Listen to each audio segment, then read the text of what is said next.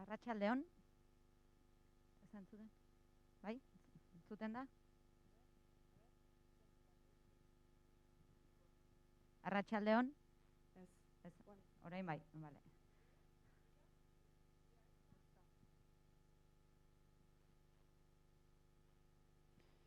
Oan bai. Bueno, berriro ere, arratsaldeon eta ongi etorriak Eluiar solasaldiak hitzaldi ziklora, bai zutegira bertaratu zaten nahi, zein, bueno, pantailaren bestaldean zaudeten guztioi. Orea da guretzat, Usurbilgo udalarentzat, Eluiar bezalako bidaideekin, elkarlanean aritzea, ez? Eluiar Fundazioa eta Usurbilgo udalaren arteko lankidetza, eta elkarlana ez da gaur goizekoa. 2014an sinatu genuen lehen aldiz hitzarmena, aldian luzatzen dugun hitzarmena gaur egunera arte, eta espero luzaroan ere irautea, ez? Eta izan ere, guk udaletik balorazio zinez positiboa egiten degulako orain arte egindako bideaz, ez? Erosoa eta erraza baita Eluiarrekin lanean aritzea, eta gainera bide honetan asko ikasten ari gara, ez? Usurbilgo udala gainera Eluiar Fundazioko kide ere bada, patronatuko kide ere bagara. Bi erakunden arteko harremana euskararen sustapenera, zientziaren zabalkundera eta gizartearen ahalduntzera bideratzen da.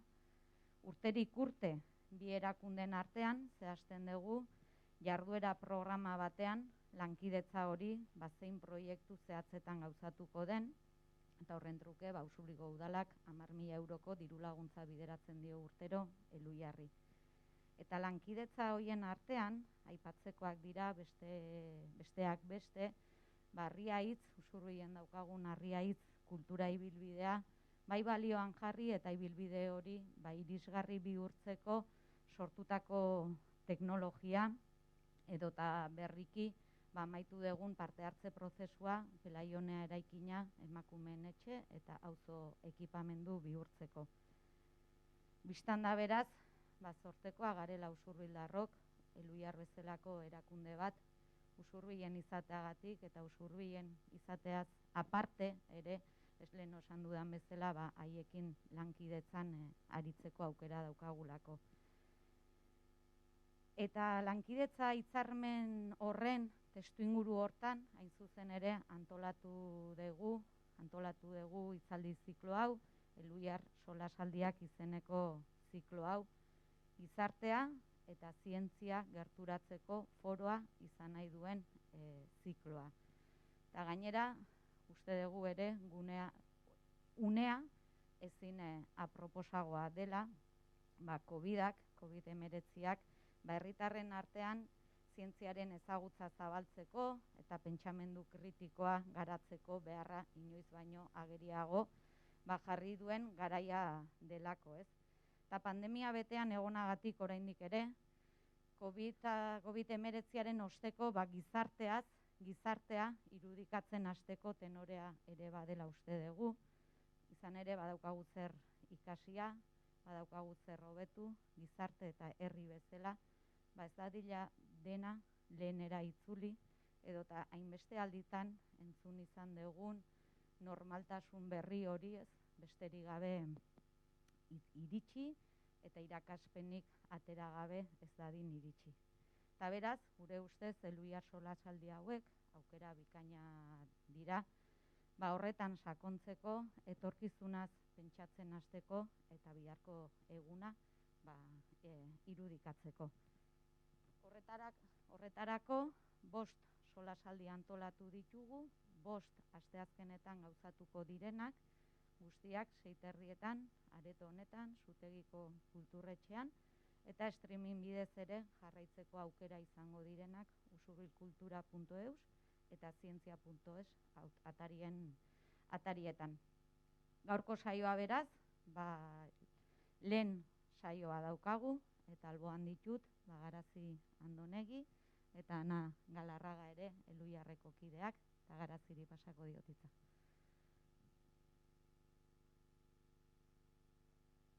Eskerrik asko agurtzane, Eskerrik asko etorri zareten guztioi eta ongi etorriak ere Elhuyarren izenean solasaldi hauetara. Gaurko hitzaldia esan bezala Ana Galarraga Aiestaran Elhuyarreko lankideak emango du. Anak albaitaritza eta elikagaien zientzia eta teknologia ikasketak egin zituen, baina bere ibilbide profesionala batez ere zientziaren divulgazioan eta komunikazioan egin du. Elhuyar aldizkariko erredaktorea da, hainbat komunikabideetan ikusiko zenuten garai hauetan kolaboratzaile lanetan, eta zuzeneko emanaldi, hitzaldi eta jardunaldi asko eskaintzen dituen divulgatzaile sutsua da. Horrez gain, Elhuyarren COVID-19 inguruan bera da aditua, eta gaur hain zuzen ere COVID-19 korapiloak deslotzen hitzaldia emango digu. Hitzaldi horren amaieran edonork galderak egiteko aukera izango duzue, eta baita ere streaming bidez jarraitzen digutenek txatean izango dute aukera galderak egiteko, eta neronek ekarriko ditut gero ona. Eta, besterik gabe, eskerrak hemen zaudeten guztioi, eta Anari pasako diotitza. Esker. Bueno, zuen baimenarekin saltu daun, nire hotxa. Kendu ingo dut, nator telebistatik, antigeno testa egiten digutean, sartu aurretik, beraz, buentxe, testatu berria nao. ITU-ia pasata. Eta arriskurik ez daukagunez, eta hitz egiteko, hobeto. Bueno, ohikoa izaten da, ez, holtza gainea jotzen danak, zatia, plazer badala, hain justu herri horretara, gonbidatzia, berezia dalako herri horretan eotia, niretzako bada, Usurbilen eotia berezia eta polita, asko gustatzen zait, asko gozatzen dut, gehienetan hor behian eoten naiz, noiz behite mendikane pasa naiz, eta eskerrik asko gonbidatzeagatik etxian bezala nago egia esan. Eta etxerako moko planteamentu ekarri dut. Esan zidatenian, COVID-19 buruzko hitzaldi bat egia ingo tenun, bi aukera ikusi nitun, bat izan ziteken alderdi teknikotik azaltzea gertatzen ari denaren oinarri zientifikoak, ez da, zer dan birus bat, koronavirus hau nolakoa den, ze patologia sortzen duen, nola diagnostikatzen den, tratamendu posibleak edo zeintzu diren, txerto motak guain erabiltzen ari direnak, bilakaera eta igual aurreikuspenak edo horrelako zerbait. Ez dut hori ingo. Baina horrek ez du esan nahi, horri buruz ezin dezuenik galdetu noski. Balin badukazue zalantzak edo galderak alderdi teknikotik ere, erantzungo dut. Aberazgarri jaua iruditu zait, planteatzea pixkat non sortzen diren korapiloak. Gertatzen ari dena ez da gertatzen ari mikroorganismo batek berak bakarrik sortua da, gurekiko gertatzen den zerbait, orduan gutako bakoitzak nola bizi duen eta nola ikusten duen, inporta du, eta badauka eragina. Orduan, zuen ekarpenak oso aberazgarriak izan daitezke, eta horregatik, oain ikusiko ditugun puntu hauek danak, seguru asko, gertukoak egingo zaizkizue, eta zeuok ere izango dezue zerbait esateko. Bukaeran egingo ditugu inportez badizue parte hartzeak, jongintezke, baitare igual, eskoa altxata edozu momentutan eteten, baina streaming bidezari direnentzako eta pixkat ordenatu eta denborare hobeto kudeatzeko, igual ondo iruditzen dut zaizue, jarraian ingo dut, eta gero, solasaldia, Elhuyar solasaldiak izena du, solasaldia izan dadila eta ez monologo bat. Eta korapiloak hain justu hauek planteatu ditut. COVID-19 ez da pandemia bat, baldintzatzaile sozialak gako direla, genero diskriminazioa egiturazkoa dela, eta horrek zer eragin daukan. Txertoen argilunak, horrek behar bakarrik emango luke, egia esan puntu hauetako guztiak bakoitza bere aldetik emango luke saio baterako, baina tira, saiatuko gea. Estigmata erruari buruz ere aituko gea pixka, metaforak ere aipatu nahiko nituzke, eta bukaerako puntua, zientzia politika eta legiak nola gurutzatzen diren, eta azkenean, zer gizarteratzen den, eta nola gauzatzen den, harreman hori. Eta lehenengo puntua esan bezala, ez da pandemia bat. sindemia bat da. Hori baino lehenago, orain dela pare bat aste horrela, egin zian Tabakaleran jardunaldi batzuk, Mikel Lauari buruz, hemen oso kutxuna eta maitia dezu, eta Juan Gorostidik esan zuen, apokalipsi bat zala. Eta, bueno, klar, Juan Gorostidik izango da. Eta esplikatu zunean etimologikoki zer esan nahi duen apokalipsi, esan nun bai, egia. Apokalipsi da berez, desestaltzen danean, estalita dauna, agerian jartzea. Desestaltzean gertatzen den hori. Eta uste dut bene-benetan, hau apokalipsi badala zentzu horretan. Agerian jarri ditulako lehendik bazeuden arazo eta krisi batzuk. Eta sindemia, horrekin lotuta badago, ze sindemia bada, krisi edo pandemia hoietako bat baino gehiago elkartzen direnean eta haien ondorioak ez dira gehitu bakarrik egiten. Ez dira bat gehi bat, berdin bi. Baizik eta areagotu egiten dira, biderkatu egiten dira. Eta hori da gertatzen orain. Orduan, The Lancet aldizkariak, Bahia, Zurrian edo aterazun artikulu bat proposatuz eta esplikatuz, bere ustez, momentu bizitzen ari garen hau, egoera hau, sindemia badela. Bat egiten dutelako osasun krisi batek, mikroorganismo batek eragindakoa ez da, koronavirus honek eragindakoa, gizarte krisi bat, desberdintasunak daude gure artean, globalizatuta gaude, horrek guztiak migrazioak ere eragin ditu, migrante hoien egoerare alakoa da, eta ingurumen krisi bete-betean gaude, eta horrek guztiak dauka elkarren artean lotuta daude, eta bakoitzaren ondorioak bestearekin elkartutakoak, are eta handiagoak dira. Eta uste dut, sindemia kontzeptua buruan daukagula begiratzea gertatzen ari denak, asko laguntzen dula ulertzen guztia. Gero, lotura zuzenena edo agerikoena behar bada, da, birus hau etorri dela, badakizue ez, xaguxarretatik, xaguxar hoietatik pertsonetara salto egiteko, tartian beste animalia bada. Seguru asko animalia hori da, edo basatia, edo granjatan hazitakoa egoera txarrian, jaso du xaguxar hoien gandikan birusa harreman estuan daudelako, beren ingurune naturala degradatuta dagoelako eta araño iritsi gehalako eta presio hori eragiten ari garelako, tarteko animalia horiek gu jateko erabiltzen ditugunak ez dira azten modu osasuntsuan eta biltzen dituzte birus asko, mutazioak izateko aukera ematen die, elkarren artean ere kutsatzen dute eta horrek guztiak errazten du guregana iristea. Hor, lotura oso garbila da, ingurumenaren ondamendi horretatik, birus hori nola iritsi dan guganaino. Baina bestela ere, ikusiko dezuen bezala, adibidez gizarte krisia ere, apokalipsi honetan da gauzetako bat, oso garbi ikusten ari garena. Danoi ez digu berdin eragiten. Eta hori da esplikatzen dutena baldintzatzaile sozialek, ezta? Hasteko osasuna zer dan eta nola ulertzen dugun. Horrek ere garrantzia handia dauka nola ikusten dugun arazoa eta nola bilatzen zaion soluzioa.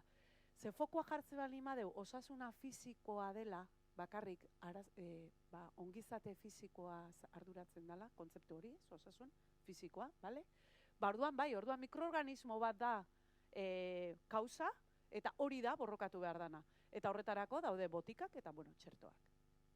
Baina, hori baino askoz gehiago da osasuna. Osasuna da baitare, dauka alderdi psikiko bat, eta oso garbi ikusten ari gara nola eragiten ari digun koronavirusak sortutako egoera hone guztiak osasun psikikoan. Zer esanik ez, altura hauetan dano gauden ekatuta, baina hori baino arazo larriagoak ere ari dira sortzen, eta gerora ikusiko ditugu gainean nola izango degun hor zer tratatua ez da. Eta osasun sozialare ezinbestekoa da. elkarren artean, bueno, animalia soziala garela esaten dute, elkarren arteko beharra daukagulako, eta hain mugatuak gaudenean, eta gainera eskatzen dizkigutenean neurriak, gure izaeraren kontra dihoaztinak ez bezarkatu, ez hurbildu, maite dituzunak eskutik ez heldu, horre guztiak ondorioa dauzkagugan. Eta mugimendu sozialak nola daude mugatuta baita ere elkarren artean, lana egiteko eta gizarteratzeko, edo besterik gabe laguntaldeak elkartzeko, eta bakarrik daudena bakarrik egon ez daitezen, horre guztiak, alderdi sozial horre guztiak ere parte hartzen du, eta fizikoa bezain garrantzitsua da osasuna ulertzeko moduan. Osasunaren mundu erakundea berak onartzen du hau, osasuna dela fizikoa, psikikoa eta soziala. Soziala dan alderditik, baldintzatzaile sozialek, ezaugarri sozialek, eragin zuzena daukate koronavirusaren ondorioetan. Eta hemen zerrendatu ditut batzuk, baina gehiago ere izan daitezke. Lana eta enplegua da begibistakoa, ez da? Konfinamendu zorrotz horretan, lanbide jakin batzuk esentzialtzat edo ezinbestekotzat jo ziren, eta haiek lan horietan egiten lanian dabiltzan langileak kalera ateratzeko aukera izan zuten, baina ez kalera ateratzekoa bakarrik, baizik eta kutsatzekoa izan zuten aukera, ez arriskua. Eta telelana izan zen privilegio bat. Eta hor ikusten da, nola bereizten duten lanak eta enpleguak hori. Lan guztiak gainera ez dira ordainduak. Zaintza lan asko ez dira ordainduak eta horiek esentzialak dira, baina ez daude onartuta eta ez daude ino jasota. Horrek ere asko baldintzatzen du. Etxe bizitza eta baliabide materialen eraginare begibistakoa da, isolatzea bakarrik da posible zure etxean, baldin badaukazu aukera isolatzeko. Badago jendia, ez daukana logela propio bat, esate baterako, eta ez dauzka bi kumun banatzeko, nik hau erabiliko eta bestea, ez da? Diru sarrera eta egoera ekonomikoa, noski, beste guztiekin lotuta, bizilekuaren ingurunea, ondo konektatuta dagoen, herrigune batian dagoen edo aparte, adibidez, konturatu gara, aparte bizitzea, adibidez konfinamenduaren garaian, neko bentajosua izan zen, ateratzeko aukeraren ematen zulako, zerbitzu soziosanitarioak eskura izatea ala ez, edo haietara sarbide izatea ala ez, ez pasaude zensuan, ez daukazua inbesteko erreztasunik, ez da? Dibertsitate fiziko eta mentala dutenak ere momentu honetan ari dira aldarrikatzen eta guaintxe hasi dira txertua jasotzen, baina haiek guain arte ere ez dituzte kontuan hartuta horretaz salatu dute behintzat hori, egoera administratibo irregularrean dauden egoera, presoena, heteronormatik kanpoko edozeinek ere batez ere adibidez, Gabonetan baimenduta zeon ateratzea zure lurraldetik ondokora baldin eta zure familia arteko bat bisitatu berbalima zenuen, baina ez zure lagun min bat edo zure bikotekide bat ez da ona papeletan, ez da? Hori adibide bada. Etniak ere asko erabat baldintzatzen du, generoak noski, eta adinak. Adina, aurrak eta gazteak dira momentu honetan, esate baterako, txertatzeko aukerarik ez daukatenak, txertuari begira, baina, umea konfinamenduan nola egon ziren, hori ere bakigu, parkeak itxi zizkieten ebai, horretarako arrazoik etze honian, eta adineko pertsonen egoerare, luzerako joko luke eta tamalgarri izan da, ezta? Hor ikusten dugu nola baldintzatzaile sozialak guztiz eta erabat baldintzatzen dute nola eragingo digun mikroorganismo honek. Generoa pasa eta azkar, pentsatu dutelako merezi dula pixkat sakontzia horretan, benetan dalako egiturazko arazo bat, eta bereizkeria horrek eragiten digu alderdi guztitatik. Kasu honetan nabarmendu ditut, adibidez, osasunaren ikuspegitik, fokua jarri da hasieratik gizonezkoetan gehiago. hasieratik ikusi zutelako, birus horrek kalte handiagoa egiten ziela gizonezkoi emakumezkoi baino. Eta heriotzak 1,5 aldiz gehiago, alegia 2 aldiz gehiago, gertatzen ziren gizonezkoetan, emakumezkoetan baino. Eta orduan, fokua gizonak bestera bideratu zen, eta haien ezaugarriak ikertu zituzten, patologia nolakoa den, eta askotan gertatzen den bezala, ikerketa horietatik kanpo gelditu ziren emakumezkoak.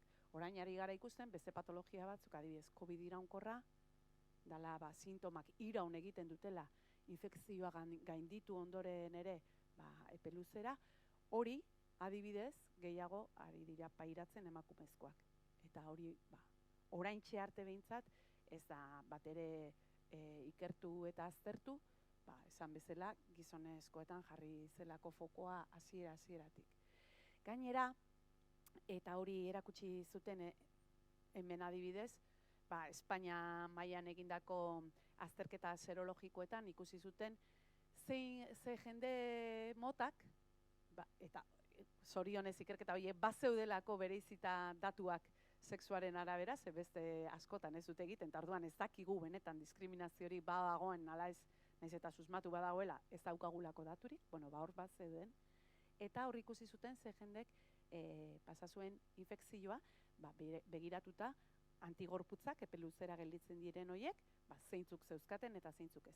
Eta hor ikusi zuten emakumezkoek izan zutela arrisku handiagoa benetan infektatzeko eta infektatu zirela gizona baino gehiago. Zergatik? Hasieran aipatu ditugun lan esentzial horietako asko eta asko, osasungintzan batez ere, eta gero baita ere zerbitzuetan emakumezkoek egiten dituztelako, oso lanbide feminizatua dira, eta bestetik zaintza lanak ere, ia erabat emakumezkoen gain gelditzen dira, bai profesionalak eta baita soldatarik gabekoak diren horiek. Eta horrek errazten zuen birusa hartzea, infektatzea birusarekin, nahiz eta gero igual patologia ez garatu momentuan behintzat gizonezkoak bezain larria. Orduan osasunaren aldetik, hor ikuste dugu, bai egon dela diskriminazio bat. Kudeaketaren aldetik eta erabakimenaren aldetik, osasunaren mundu erakundeak eta nazioarteko beste erakunde batzuek, aurreko pandemietan eta izurrietan oinarrituta ohartarazi zuten oso garrantzitsua zela emakumezkoek ere parte hartzea erabakiguneetan, begirada eta ikuspegia eta aberasgarriagoa zalako eta horrela hobeto planifikatzen zirelako irtenbideak eta diagnostikoak ere osatuagoak ez direlako.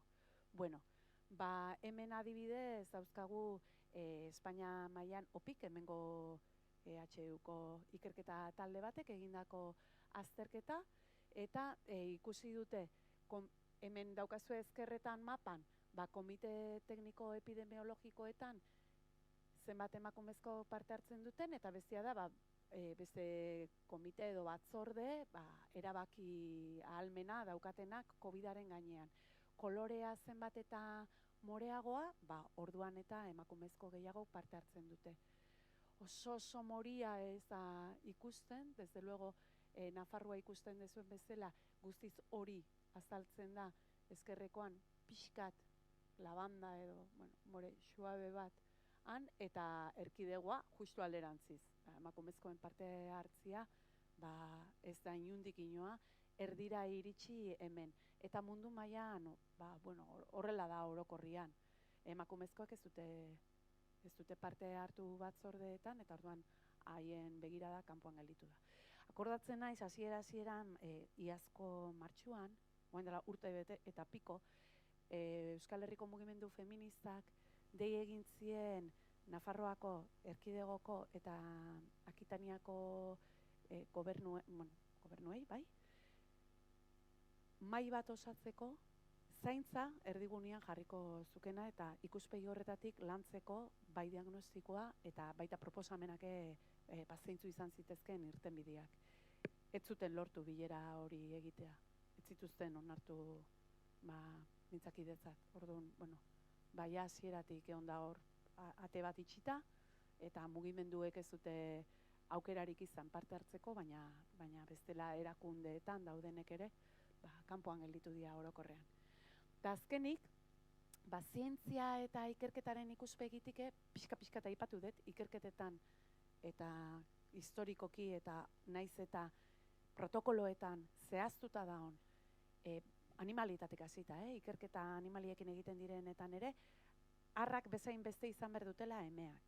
Eta pertsonetan ere, gizonezko adina, emakumezko egon behar dutela, eta horrela beste taldeekin ere bai, baina nola dian bereizketa potoloenak ez da, eta hori ez da betetzen. Oraingo honetan ere ez da bete, eta horrela gertatu da adibidez, txertoak lortu zutenean baimena populazio zabalean emateko, orduntxe konturatu ziren, galdetu egin zutelako irakasleek eta osasungintzako lagile emakumezkoek, haurdunetan eta bularra ematen zutenetan ez zituzten probatu. Orduan, hor ikusten da baitaren nola akordatu ere ez zian egiten, berezitasun horiekin, hain berezi ez, izango zen dano jaio izan dugu horrela, orduan, ez dakit. Orokorra dala esango nuke, baina tira. Hori gertatu da, objektu bezala ez gaituzte kontuan hartzen, eta subjektu bezala ere ez. Bada hor izen bat, Katalinkariko, eta ni konbentzituta nago, Katalin beherren izan balitz, Francisco Kariko, badano jakingo gendula zein dan. Ze emakume hau da, RNA mezularian oinarrituta dauden txerto marabilloso horiek, Pfizer eta Moderna, hoien ama, horrela deitzen diote, mRNA txertoen ama. Eta justu, 75 urte dazka, Hungarian jaioa da, baina Estatu Batuetan egintzun bere ibilbide zientifiko osua, BioNTech fitxatuzun, BioNTech da, hain justu, Pfizerren txertoa garatu duena, eta Modernak erosi zizkion patente batzuk, eta Modernak atera du baita ere, mRNA mezularian oinarritutako txertoa.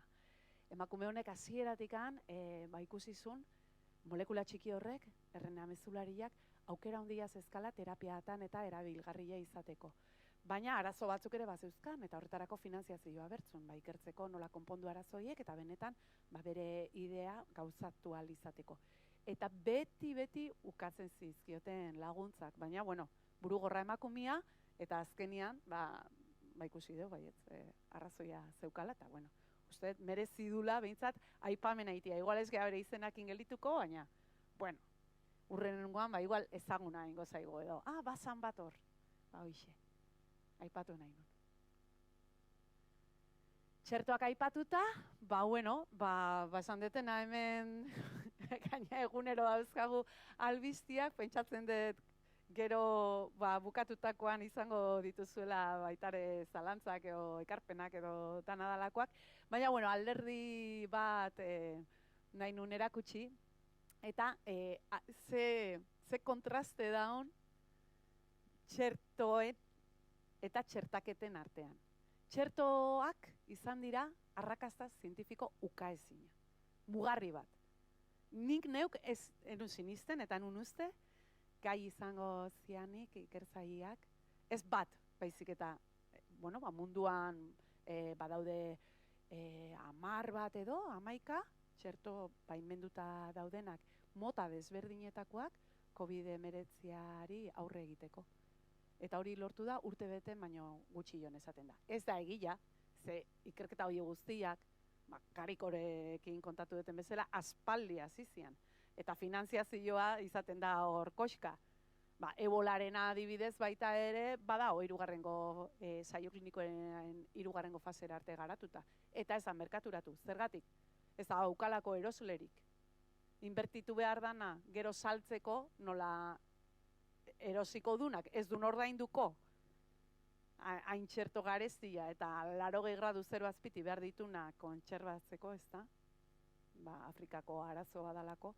Horregatik ez da garatu, hau bai, hau guri, tokatu zaigu, guri ere eragiten digu, eta orduan gu bai gaude prest dirua jartzeko, eta horrela lortu da, txertoak garatzea. Orduan dago alde batetik arrakasta hori, eta bestetik, desastrea banaketan, ezta? Eta txertaketetan.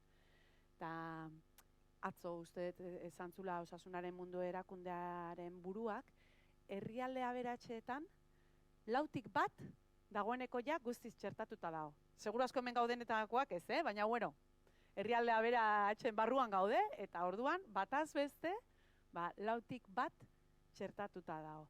Eta gainerako herrialdetan, herrialde pobretuetan, 500tik bat. Eta gero mapa honetan, ikusten dezue gorriz daudenak, espero dute lehenengo dosia jasoko dutela, 2022tik 2023 bitartian.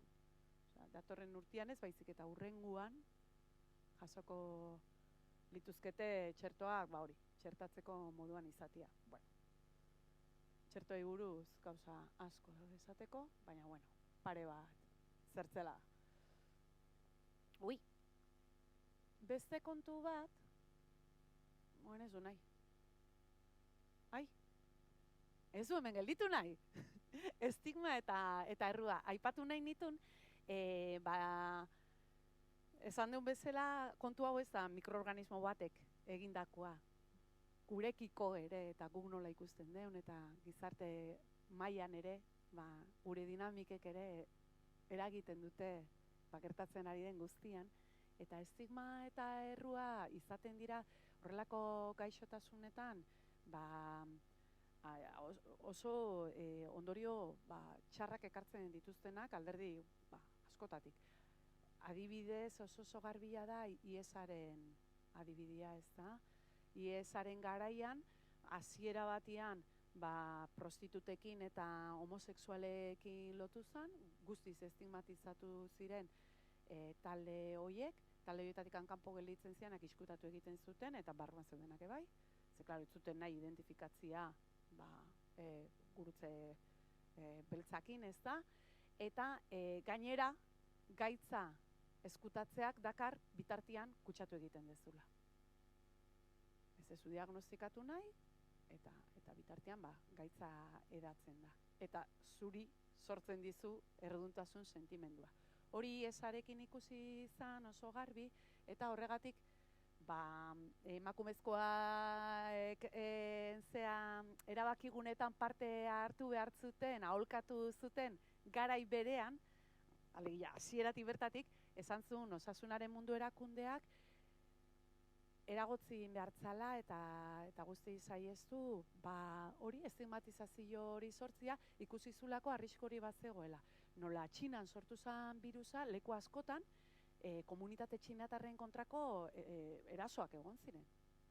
Eta, bueno, hori ja gero ja, ematen du, moztu zala, ze ja mundu guztian zabaldu zen, eta ja ematen zuen Txinaren erruduntasuna, bueno, pixka diluitu egin zen, baina taldez talde junda moitzen erruaren eta estigmaren karga. Eta gehien estigmatizatu da taldeetako bat da gazteak. Eta, bueno, hori gazteek nola bizi duten, ez da gazteikan etorri, zu gaztia zea? Bale, ondo. Bazaudete. Bueno, beha kontatuko dute gu baino hobeto, baina nik uste dut kriminalizazio garbila jasaten ari direlat, erabat injustua, eta kontuan hartu behar da, esan deten bezala, txertorik ez dago momentuz, 16 edo 18 urtetik berakoentzat, alegia izango dira segurazko azkenekoak onurak jasotzen, eta bitartian gu dauzkagun eta pixkanaka kentzen jungo gean eragozpen guztiak, maskara, distantzia eta hori jarraitu beharko dute gordetzen.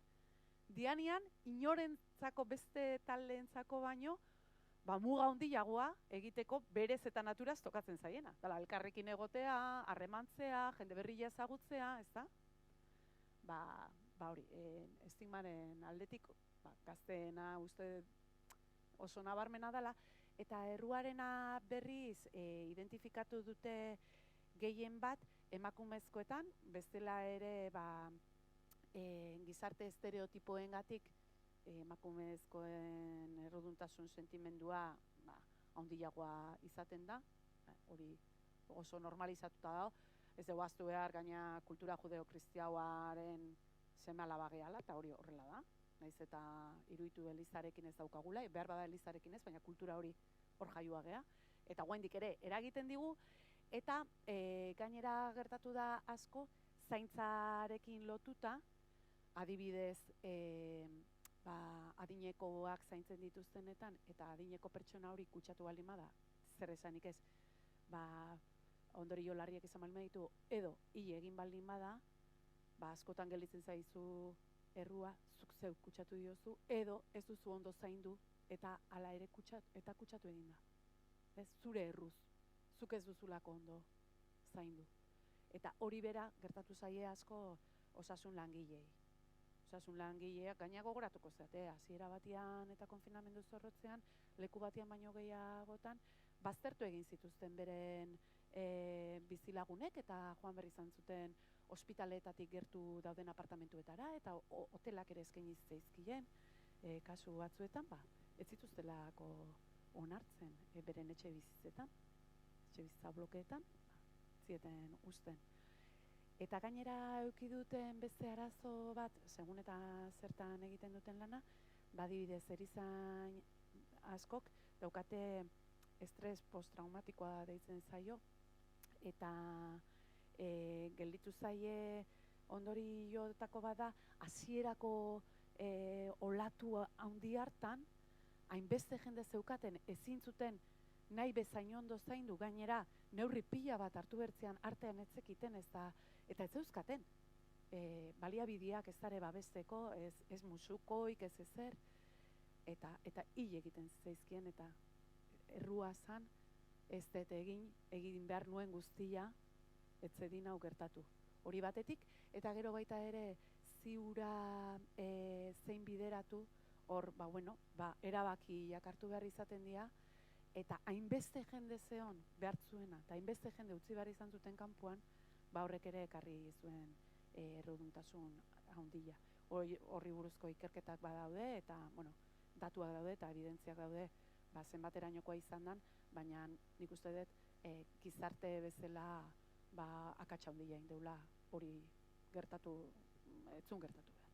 Eta gaina bagenekin arrisko hori bat zeola, eta ohartarazitaten den, eta hala ere gertatu da, eta gertatzen nahi dela, esango nuke, gazten estigmarena jarraitzen du, adibidez.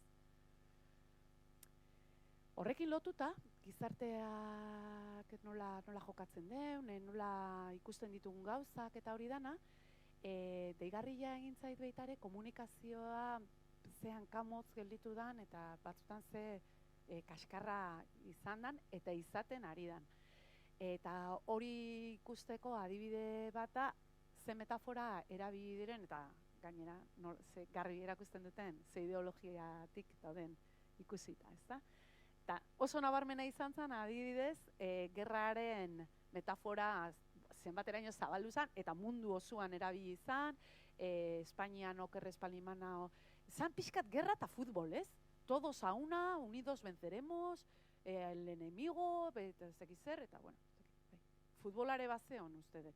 Baina irudi hori erreala da, hori erakutsi egin zuten, hori komunikabidetatik hartuta dago. Gero, sortu dira beste metafora batzuk nire ustez, baliagarriagoak eta onura ere ekarri dutenak, edo erabilgarriagoak, eta bat etzan asko zabaldu, baina, idea polita iruditzen egiten, gabonak aldian, bildurra zeonez, talde ordura arte, banatuta egon ziren norbanakoak, elkartu egingo zirela leku desberdinetakoak eta adin desberdinetakoak, eta orduan kutsatzeko arrisku hori pixkat biztaratzeko eta ulertarazteko zenbaterainokoa zen, irakurri nun brilli-brilliaren metafora eo purpurinarena. Eta Bilboko festetan izan zeate azte nagusian eta pasako zinaten txosnetatikan. Eta noiz behi gertatu zaize, pasagabe ere iristen zeatela etxea, eta handikan azte betera ere guaindikan topatzen dezuela purpurina. Zaizu gertau? Bai, ez? Igual zuek etate igual junda zuen pixukide bat, o zuen semea laba odalakoa, talare topatzen dezue, eta zuenian azaltzen da. Metafora hori erabili zuten ikusteko koronavirusa nola transmititzen den zerreztasunakin, eta kasik, hori, gu konstiente izan gabe ere, eta handik pasagabe ere, txosnara junez balimazeare, igual gerta daitekeela, eta alaxe da. Orduan, bueno, neko metafora baliagarria iruditzen zait, irudikatzeko, ez? Nolakoa dan koronavirusa. Beste metafora pare bat horrela gustatu zaizkidanak, basoaren asko gustatzen zait, baso zutearena. Eta hau irakurri nion Australiako epidemiologo bati. Beste ez dakit zein lapurtu ez, naiz akordatzen zein ikusi nion. Baina hau epidemiologo australiar bat da, tark esaten du eta oso lotuta dao sindemiaren kontzeptuarekin. Baso batian zutia izateko ez da nahikoa izaten gehienetan poxpolo bat botatzia.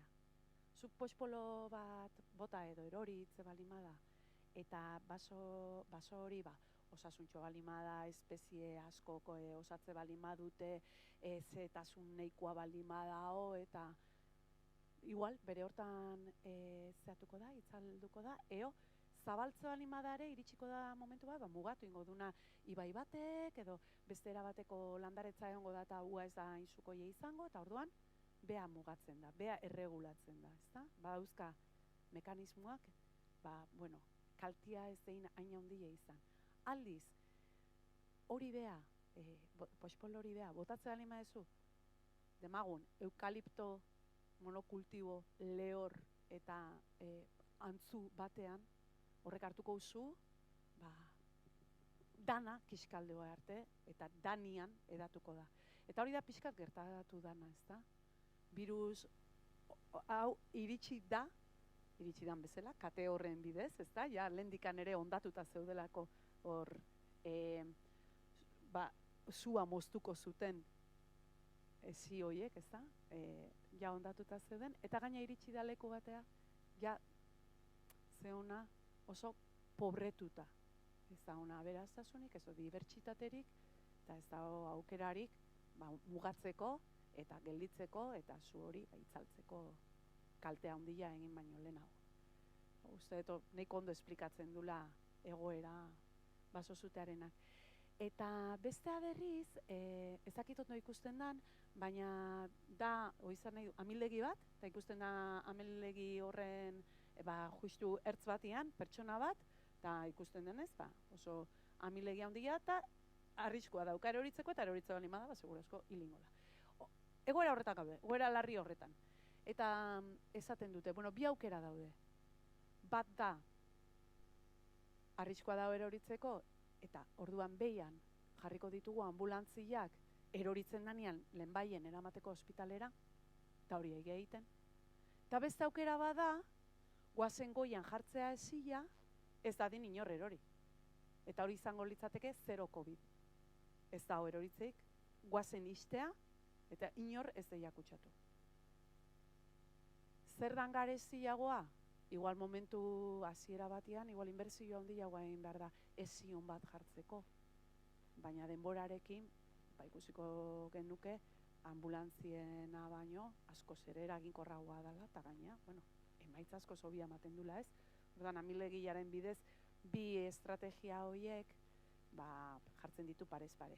Gure estrategiari deitzen zaio, virusarekin bizi. Virusarekin bizitzen ikasi. Gutxi gora bera horrela deitzen zaio. Eta bestea 0 COVID izango litzateke, transmisio kateak mozteko baliabideak bideratu, eta ez dadila kutsaketarik egon. Eta azaldu orduko agerraldi bat, neurri guztiak hartu, kontaktu guztiak identifikatu eta danak izolatu, ez dein, inorren ganak gehiago iritsi eta ez dein zabaldu. Eta hori da adibidez egin dutena Zelanda Berrian eta Australian, eta gaur da eguna, jendea maskarari gabe dabi, ikusiko zen dituzten, kontzertuen eta errugbi partidan irudiak, ez da, estadioak eta aretoak beteta, eta beraien arteko bidaiak, bai lurralde barrukoak, eta baita Australia eta Zelanda Berrien artekoak irikita daude. Libre daukate bidaiatzea batetik bestera. Mateu, beste mundu badala, ez da? Baina, gurian bertan dago, mundu globalizatu batean, uarte direnez eta apustu egin dutenez estrategia horren alde, lortu dute uarte izatea mundu globalizatuan. Uarte da baita ere Erresuma Batua eta, Erresuma Batua, Britainia Handia, eta ez dute estrategia honen alde egin, eta ez dute lortu ez zeukaten errexena, eta ez dare. Eta, metafora horrekin ikusten da nahiko garbi. Eta hau da handiena. Eta ez dakit, azaltzen zaiena, beste guztia bezala lehendik dator gainea, baina oen oso agerikoa aizaigu gelditzen, ze harreman korapilatsuak sortzen diren, irizpide zientifiko eta zientzia erakundeen, politikarien edo administrazioen buruen erabakien, eta legeek eta epaileek zertarako baimena ematen duten edo ukatzen duten. Eta hor sortzen dira etengabeko kontraesanak eta arazoak. Adibide pila badaude, hor jarri ditut 3, baina beste bat izango litzateke adibidez tabernena, tabernen barrukaldea eistea erabakizun erkidegoak alako batean, labik, ikusten zutelako, taberna barruak bazirela leku bat, beren ezaugarrien gatik, eta guk bertan daukagun portaeraren gatik, arrisku oso handiak hartzen dutenak birusa transmititzeko. Eta beste leku batzutan gainera, adibidez Nafarroan, oso ondo funtzionatzen du taberna barruak istea. Erabaki hori hartu zuenean Eusko Jaurlaritzak, tabernarie jo zuten epaileen gana, eta epaileek arrazoi eman zieten tabernariei, eta taberna barruan, gaur da eguna, oraindik ere, irikita daudela eta kontsumitu daitekela, naiz eta ikuspegi epidemiologikotik ez den komenigarria. Hori etengabea da gertatzen, ez da? Eta adibide hauek badia ordena kronologikoan gertatutakoa. Lehenengoa da maskarena, ez dakit akordatuko zareten, baina. Hasieran esaten zuten, maskarak ez ziala behar. Ez zeuden, gero jakin genuen hori. Ez egoteagatik esaten zutela, batez ere ez ziala beharrezkoak. Baina ez ziala beharrezkoak eta gaina seguridade faltsua ematen zutela. Gero ikusi zuten, baietz eta oso eraginkorrak zirela, eta orduan danian ibili berditugu. Baita mendian bakarri baldin bagaude ere, orduan bai.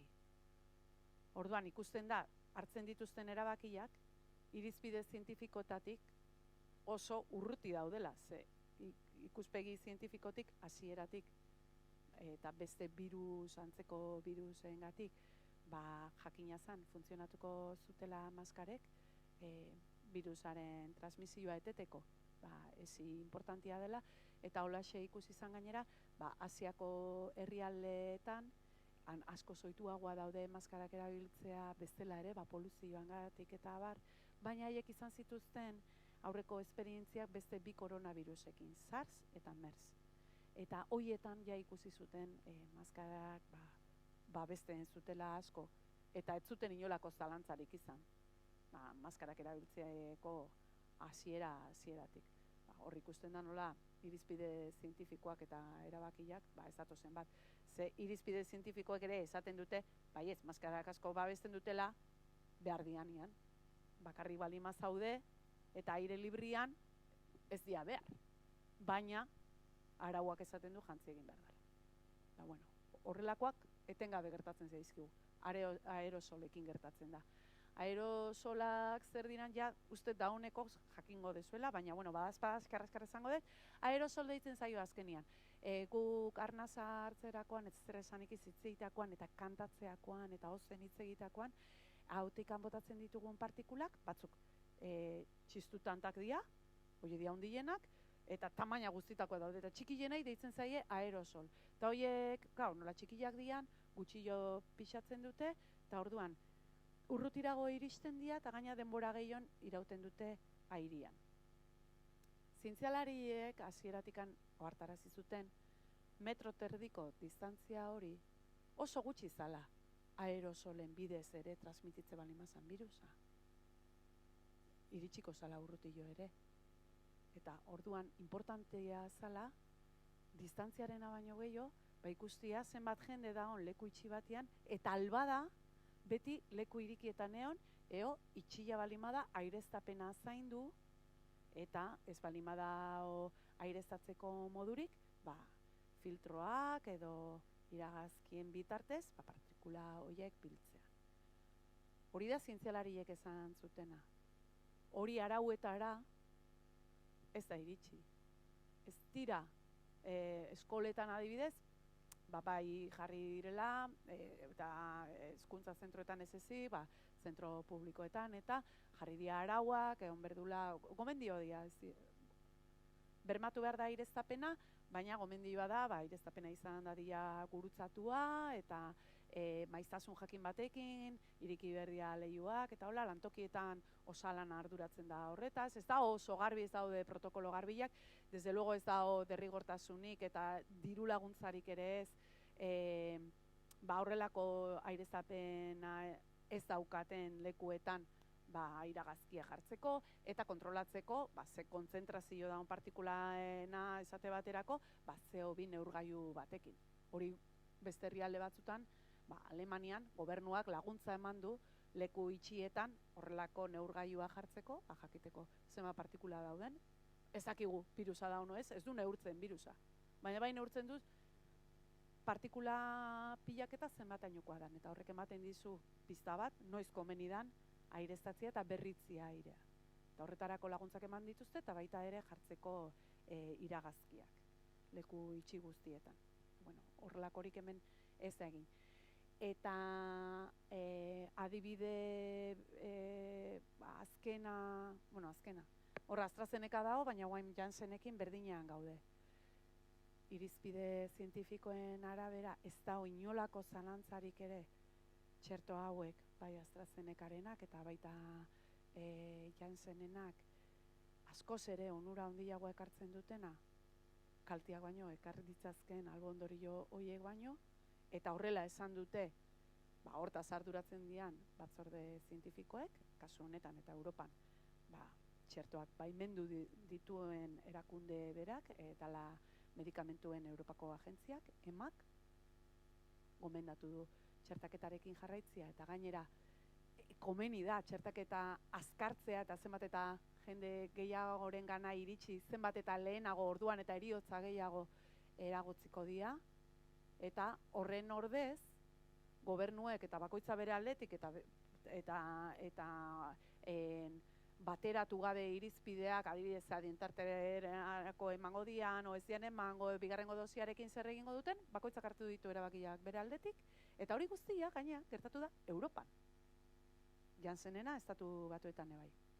Baina, AstraZenecaren txertoa, 115 herrialdetan, haidea ematen.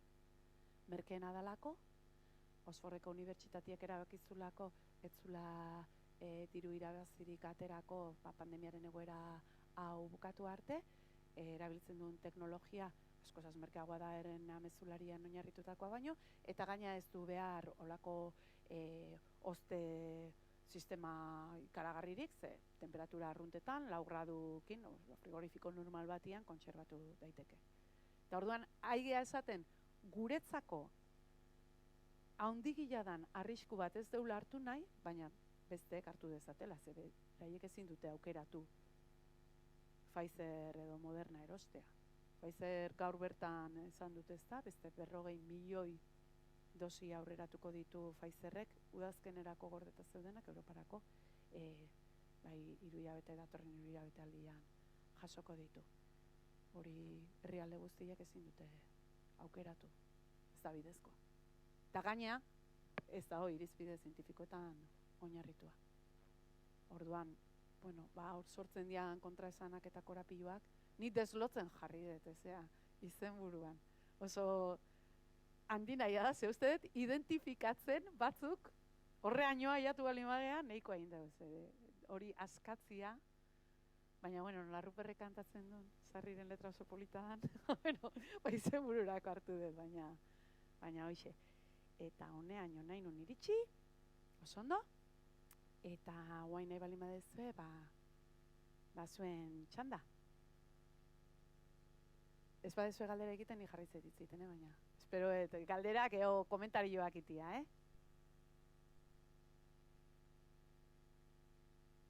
Ez duzu egingo? Benetan? Ah.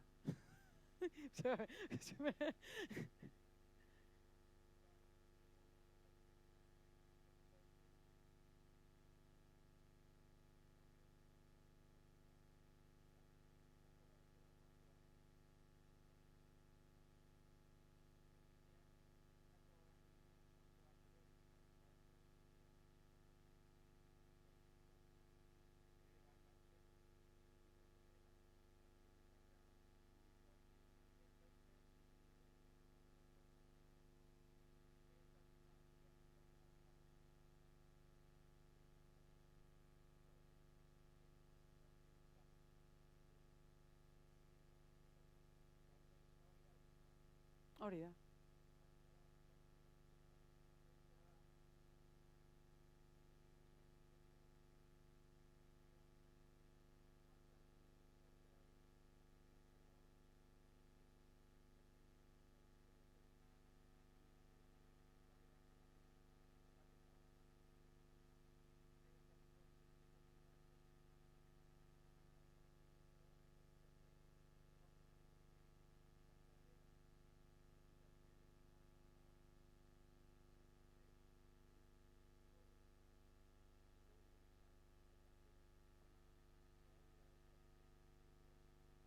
Bai. Errepikatu ingo dut, entzuten ari direna YouTubetik ez dutelako zure ahotsa entzuten. Orduan, pixkat laburtuko dut, baina gutxi gora bera, bueno, eta zuek ere ezakit entzun dezuen danok ondo, baina basoaren metaforari buruz haitu da, ez da? Eta iruditzen zaio oso egokia esplikatzeko zer gertatzen nahi dan. Azken finean, boantxe eztabaidatzen deguna, bada, maskarak, aireztapena nahikoa ote da, tabernak itxi berdian ala ez, baina arazua eta ona hor sakonean, eta desestaltze horretan, ikusi dana eta azaldu dena, hori baino askoz gehiago da. Orduan, ez baldin badeu, gelditze baldin bagea, beste geruza horretan neurriena eta abar, bueno, azpilan da horri ez jo beltzen. Eta azpilan zer da, ingurumenarekin daukagun harreman hori, erabat ondatuta daola, ez deulako zaindu behar bezala ingurumenaren gaia, ez da? Gutxi gora bera, ez? Bai. Hori dao sindemiaren ideiaren barruan. Horregatik niri asko gustatzen zait. Sindemiaren kontzeptua laguntzen dulako ulertzen, benetan, hau ez dala virus batek eragindakoa, eta orduan, virusari bakarrik eragiten dion neurriak planteatze bali ditugu, beti geldituko gehan kamotz. Horrekin bakarrik ez dau konponduko. Danok txertatutare ez dau konponduko. Ze dauden arazuak ez dia bakarrik mikroorganismo horrek sortutakoak. Eta gaina sortuko dia beste batzuk. Oain dela, hau gertatu baino, 2 urte lehenago, urte hurrena aiginan lan zen aldizkarian, Eluiar aldizkarian, propaganda ingoet, Eluiar aldizkarian, 1918ko gripe izurria, oain hainbestetan aipatu deun hori, errepikatzen dialako, baina erromatarren garaietatik gertatzen ziren izurrietan eta historiaren momentuetan errepikatzen da. Bai mekanismoan nola sortzen dian, askoetan sortzen dian desoreka horretatik, eragina baldin badauka gizartean hain larria da, baita ere gizartea da olako desorekatuta, askotan gerren ondorioz eta izan da, eta beti hildana da errixea, erregeak ez. Eta gero hori, gizartean gertatzen diren mugimenduak eta joerak eta baita ere errepikatu egin dira. Bai erruarena, garai baten izango zian judutarrak, beste garai baten izango zian beti arrotza, ez? Ark ekartzen du gaitza, kanpokoak ekartzen du gaitza. Eta huak kanporatu behar da. Eta izurriarekin gertatu zen, eta gertatu zen 1918ko gripearekin. Nahi genuen egin erreportaje bat, 100. urte hurrena betetzen zanean azaldu zanetikan izurri hori, eta Miren Basarazekin jarri nintzen harremanetan. Eta esan zian, gainean nabarmenduta jarri nun, galdera ez da, gertatuko otedan beste izurriren bat, pandemia bat, honen antzekoa. Galdera da, noiz. Eta urte bete geruo gertatu zen. Jode, miren. Eta bai, jakina zen. Arriskoa gortzeola eta boletuak erostena eginala bata bestearen atzetik.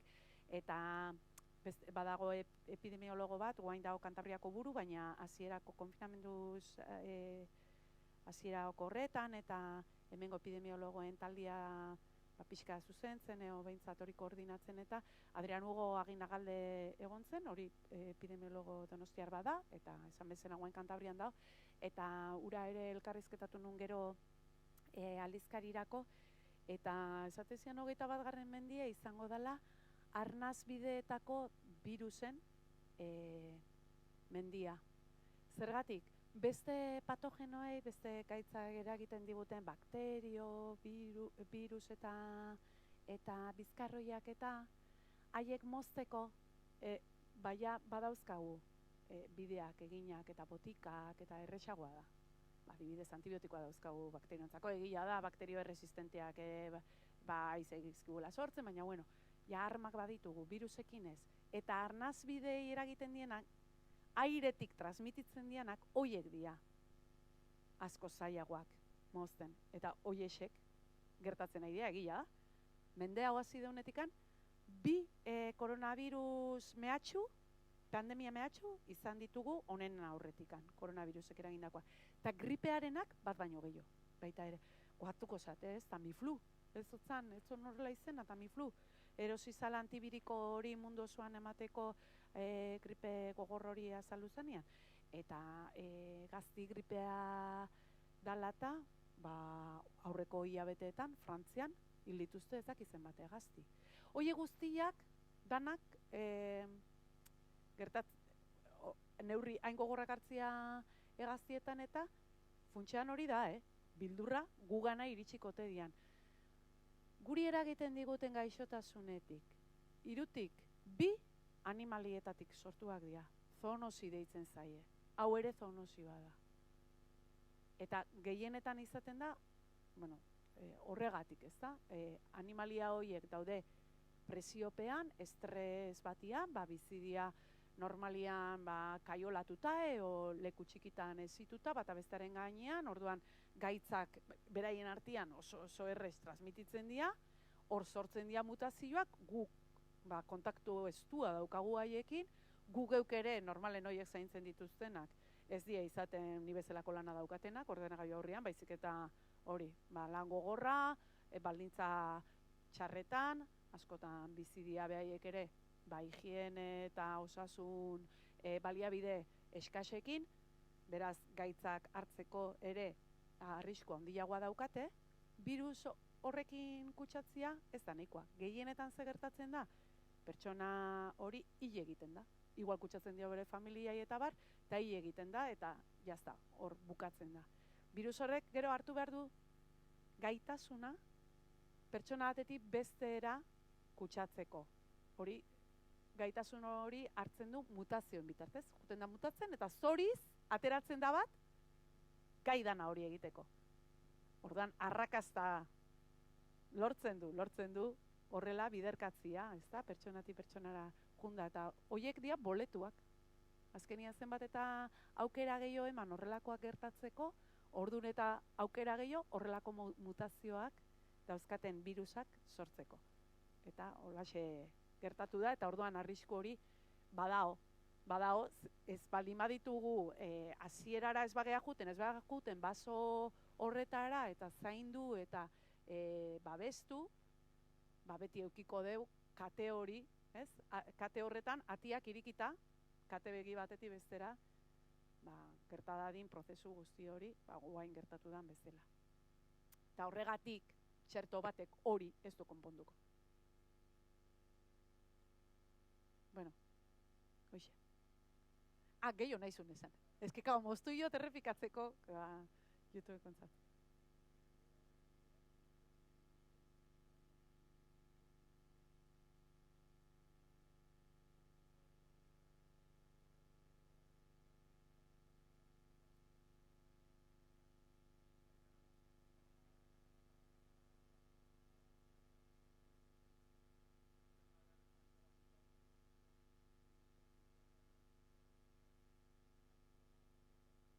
Bai, bueno, komentatzen zuen, azken finean, esan deten bezala, barneratuta bali madaukagu, koronavirus hau pasatzen danian, ez auskalo, noiz pasatzen da, no pasako dan, dinamika berdinakin jarraitze bali madeu, beste bat etorriko da, beste virus bat, esan deun bezala, gaina seguru asko, aire bidez transmitituko da, ez da, eta kutsatuko da horrela, arnaz bidei eraginda, eta hori, baina, barneratzen bali madeu, eta ontzat emate bali madeu, ikusi berko dela hor zer egin, eta ekonomikoki ere, horrei zeirten bide eman, klaro, hori horrela da.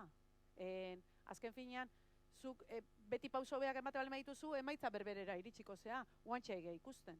Aige ikusten behin eta berriro, neurri batzuk hartzen diala, eta azkenian berriro ere, olatu batek harrapatzen gaitu, berriro ere dinamika berdinak egin ditugulako. Espadezu ezer aldatzen, pauso horietan ez badituzu aldaketa jartzen, beti iritsiko zen emaitza berera. Emaitza aldatu nahi bali badezu, aurreko pausoak aldatu beharko dituzu. Ordan, neurri hauek ez badia nahikoak, edo ez bali badia egokiak, edo ez bali badia eraginkorrak, neurriak ez bali badituzu aldatzen, etorriko da beste olatu bat. Jungo da moldatzen, txertaketak aurrera egin ahala, beste forma bat hartuko du, baina hori dana pasatzen danen ere, berdin. Pauso berdinak egin ezkero, emaitza beti beha izango da. Baina, nola zan harri berian, ez, bi aldiz, eta hori dana, badakigu. Bota? Bai.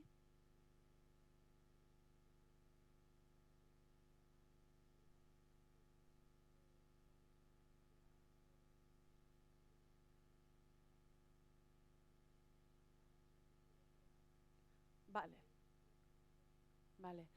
Galdera egin digute txatetik, YouTube bidez ikusten ari direnetako batek, eskerrik asko, galdera egitagatik eta jarraitzagatik gure solasaldi hau. Eta galdera da, komunikazioan asmatu ote dan, eta zein da nire iritzia komunikazioaren inguruan. Desastre bada. Komunikazioana desastre bada. Zea... hasieran ere, osasunaren mundu erakundeak, beira, ez du baten nola prestigio handia daukan, baina gauza oso zentzuzkoak, esaten ditu. Gero ez du ematen eragina handiri daukanik agintarien artean eta bar, baina esantzun gauza hoietako bat, estigma eta horrekin lotuta ere izan zen, komunikazio eraginkorra ezinbestekoa izan gozala, azken finean bilatzen deulako jendiak, pertsonok, gure barruko, gure berezko portaerak aldaraztea eskatzen nahi geha jendiai. Eta aldarazteko hain barneratuta eta hain gureak diren portaera hoiek, ezinbestekoa da ulertzea zergatia. Bestela, benetan asko kostatuko zaigu, etengabe uki behar deulako buruan, hau ez da bakomeni egitea. Baina, klaro, ez da horrela egin. Ez da gaina pentsatze debola, ez da komeni, ez dutelako pedagogiaren bidia hartu, dala osasunaren mundu erakundeak hasieratikan gomendatu zuna, ez da, agindu egiten digute, esplikatu gabe, agindu hoiek zertara datozen. Eta asko eta asko eta asko zentzudunak izango dira. Eta dia. Baina beste batzuk ez. Eta horretan, zalantza eta kontraesan hoietan, sortzen da, errezeloa handia agintariekiko eta benetan eraginkorrak diren ere, nola ez deun ikusten gero emaitzetan, hobeto dijoanik eta nekea ere pilatzen juten dan, horre guztiak egiten du, neurriekiko atxikimendua, pixkat, zalantzan jartzia eta atxikimendu hori pixkat geistia. Eta horren oinarrian dago, komunikazio estrategia okerra planteatu dela. Dala pedagogiaren bidea hartu. Askoz eraginkorragoa izango litzateke, esplikatzea arauen zergatia. Eta, ez dakit, azkenean ondo esplikatu ezkero, nik uste dano gehala gai ulertzeko.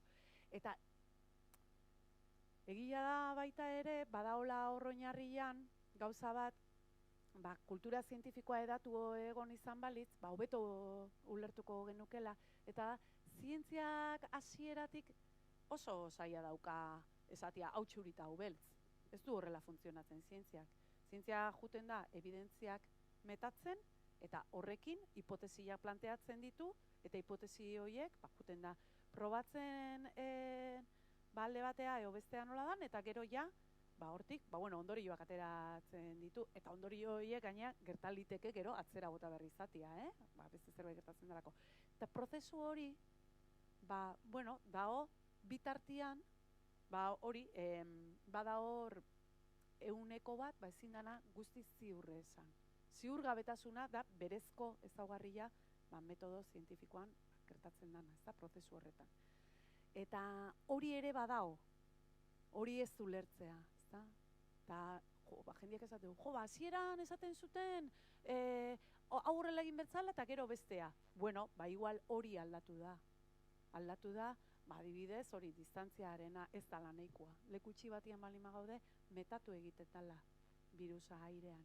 Eta hori froga bidez eta erakusteko moduan eta nahiko esperimentuekin edo baita ere gertakariak ez, nola gertatzen dian eta konparatzen dituzunean, lagin asko dauzkazunean eta horrelako asko gertatu dianean, orduan dauzkazu ondorioak ateratzea, eta orduan ja sendoagoa da zure erabakia eta zure ondorioa.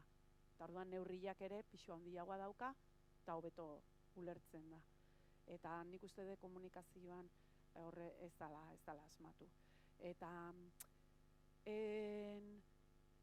neurri handi batean iruditzen zait izan dela baita ere oso ikuspegi murriztaietik hartu dalako, bai ulertzea egoera zein dan, ez da, esplikatu deuna, ez dela mikroorganismo bat bakarrik, dala azkenean ingurumena bere osotasunean, berdina gertatu da honekin. Oso arazo sanitario eta adituak eta zein izan dira, epidemiologoak eta medikuak, mikrobiologoak eta genetikariak, gutxi gora bera, hoiei begiratu zaie eta hoiei eskatu zaie aholkua. Eta ez da kontuan hartu adibidez, soziologoek ere zer esan handia daukatela, ze haiek ulertzen dute gizarteak nola funtzionatzen duen, ze talde egon daitezken zaurgarri jauak, mezua nola bideratu berdan talde horietako bakoitzari, portaerak ere desberdinak direnez, behar bada neurriak ere ez daukate, danian berdinak izan beharrik, ez da?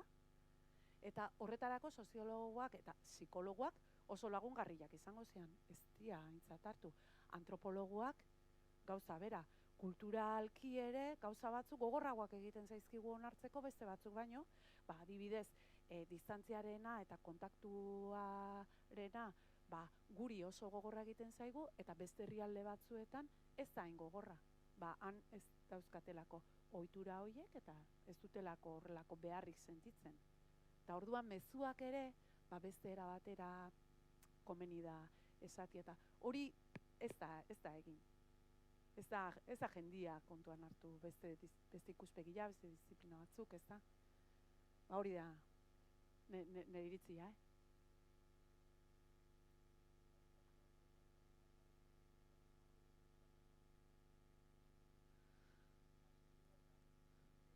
Bai.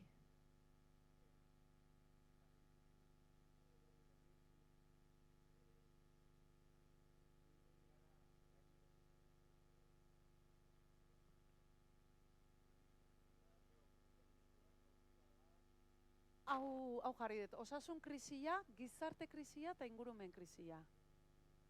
Hori da osasuna. Osasuna da fisikoa, psikikoa eta soziala.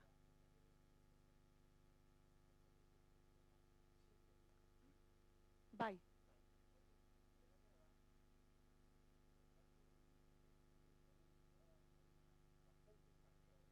Claro, hortik apokalipsiarena.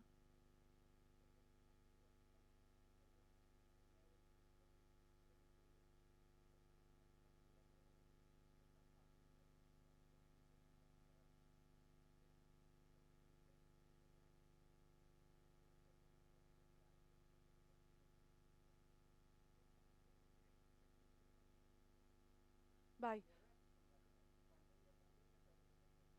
Bai.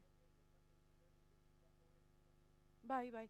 Errepikatu ingo dut, YouTubetik jarraitzen nahi direnentzako.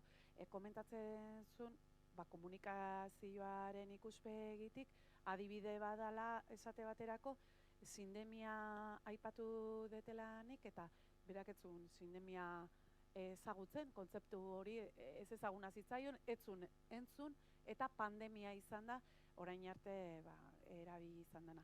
Pandemia da, izurri bat mundu mailakoa bihurtzen danean. Infekzio bat edatzen danean eta mundu osora iristen danean, eta neurri handia hartzen dunean, hori da pandemia.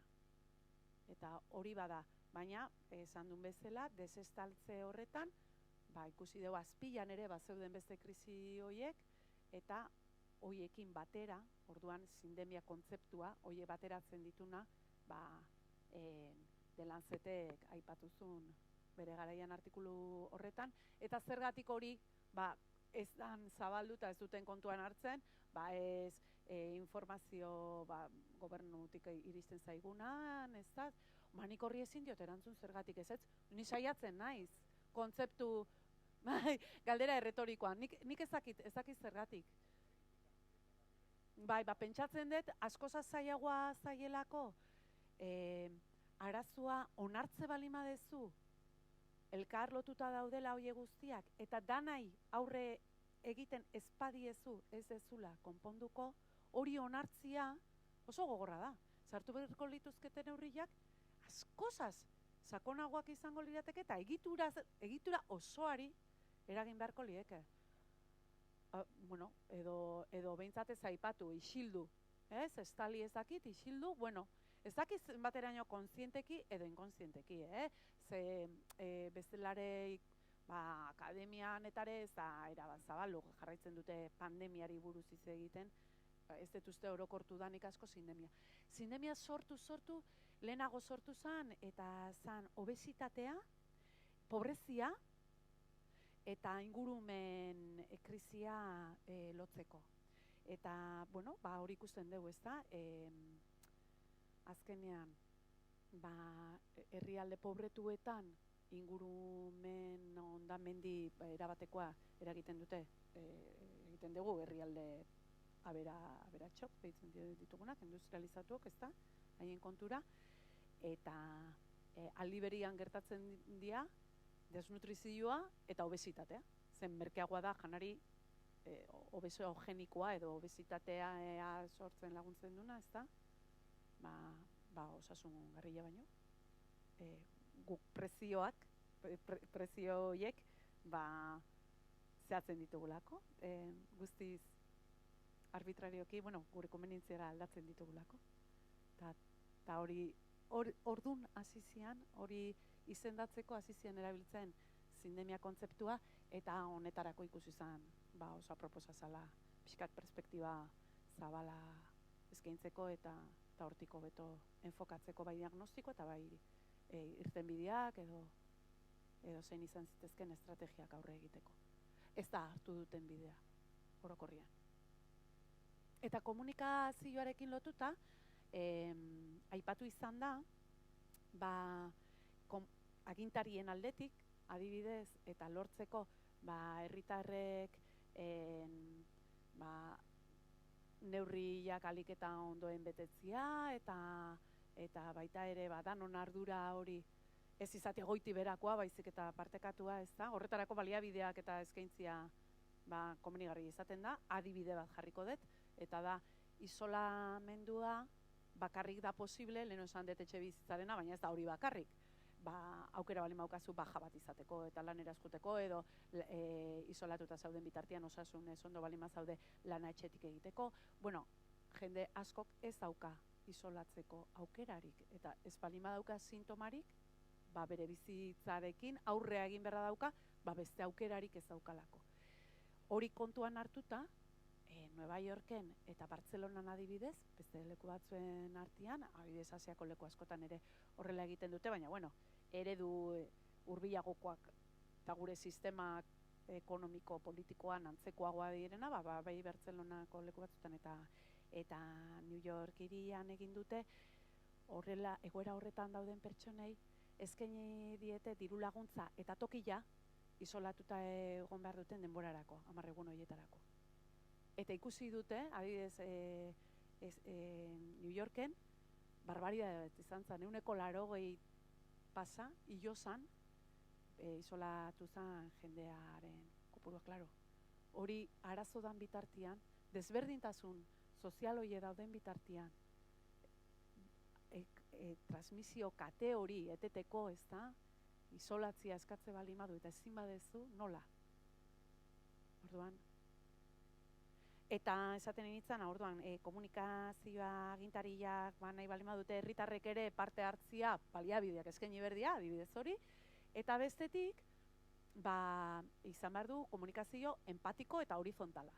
Eta hori lortu da lekuetan, eduki dute lider bat, gai izan dana, era horretako komunikazioa egiteko, eta adibidetzat jarri dituzte Zelanda Berriko lehendakaria, eta Angela Merkel, bai, pentsa. Baina, eta, bueno, esan dute, bilak ere emakumezkoak dira, hor zenbateraino genero kontuak ere estilo aldetik, bai horizontaltasunaren aldetik eta hori, baina, bueno, ez dakit bi emakume oso desberdina dira, baina egia da, era horretako komunikazioa egin dutela, eta horrek emaitza hobiak eman ditula goitiberako eta arrazoitu gabeko agintan oinarritutako komunikazioak baino. Zer esanik ez, komunikazio kaotiko hoie, Bolsonaro eta hoie danak, hori ja nahi sartuko, ze, klaro, hori ja. Baina, bai, komunikazioa gako da. Eta,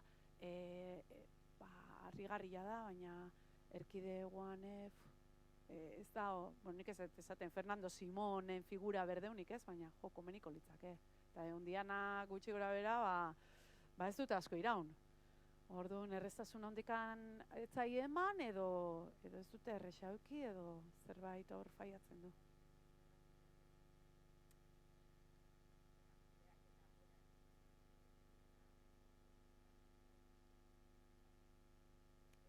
Errepikatu ingo, eta agurtzane, komentatzen zuen, komunikazio hona laututa daola, kudaketa honarekin. Klaro, kudaketa txar balima da, eta ez balima daukazu,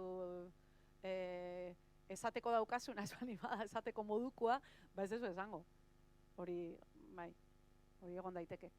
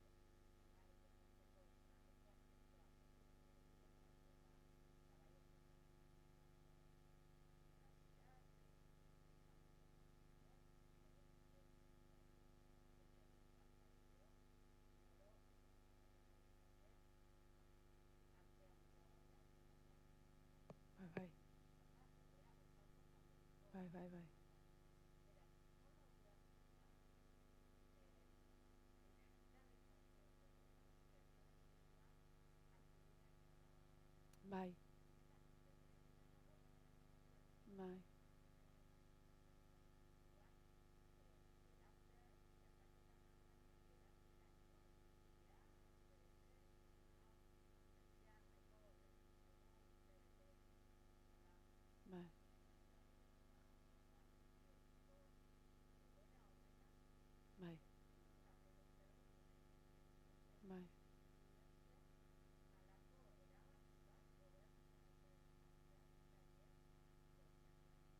Bai, bueno, galdera errepikatuko dut, eta da batez ere ikusita, epe motzean eta arazo sanitarioari begiratuta, ez sindemiaren egiturazko arazoei, baina momentu honetan eta ikusita larrialdi egoera batean gaudela, eta jendea hiltzen ari dela, eta gaina hiltzen ari direnak, danak ez dauzkagunez ezaugarri berdinak, eta kasu honetan edina egia da oso importantia dela, baina baita ere ze zaintza sistema daukagun adinekoentzat horrek ere asko eragiten du.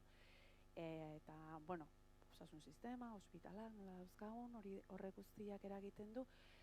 Txertuak dira, orduan, daukagun baliabide bakarra kasik, erakutsi duena, gai dena, pixkat egoera, bueno, arintzeko edo, eta nolatan orduan ulertzen da, txertuak eskura izan da, eta jakin da, edo behintzat horrela bermatzen eta baieztatzen dugun behin eta berriro, zientziaren alderdia ezagutzen dugunak eta hortan dabiltzanak, nola dan posible orduan gobernuek hartzia ez erabiltzeko erabakia eta ibiltzia gainera, irizpideak aldatzen eta bar. Eta galdera da hori nola ulertzen da. Nik ez dut ulertzen. Orduan, ikuspegi zientifikotik ezin da ulertu. Erantzuna hori da, nik ez dut ulertzen ikuspegi zientifikotik. Ez dago azalpen zientifikorik.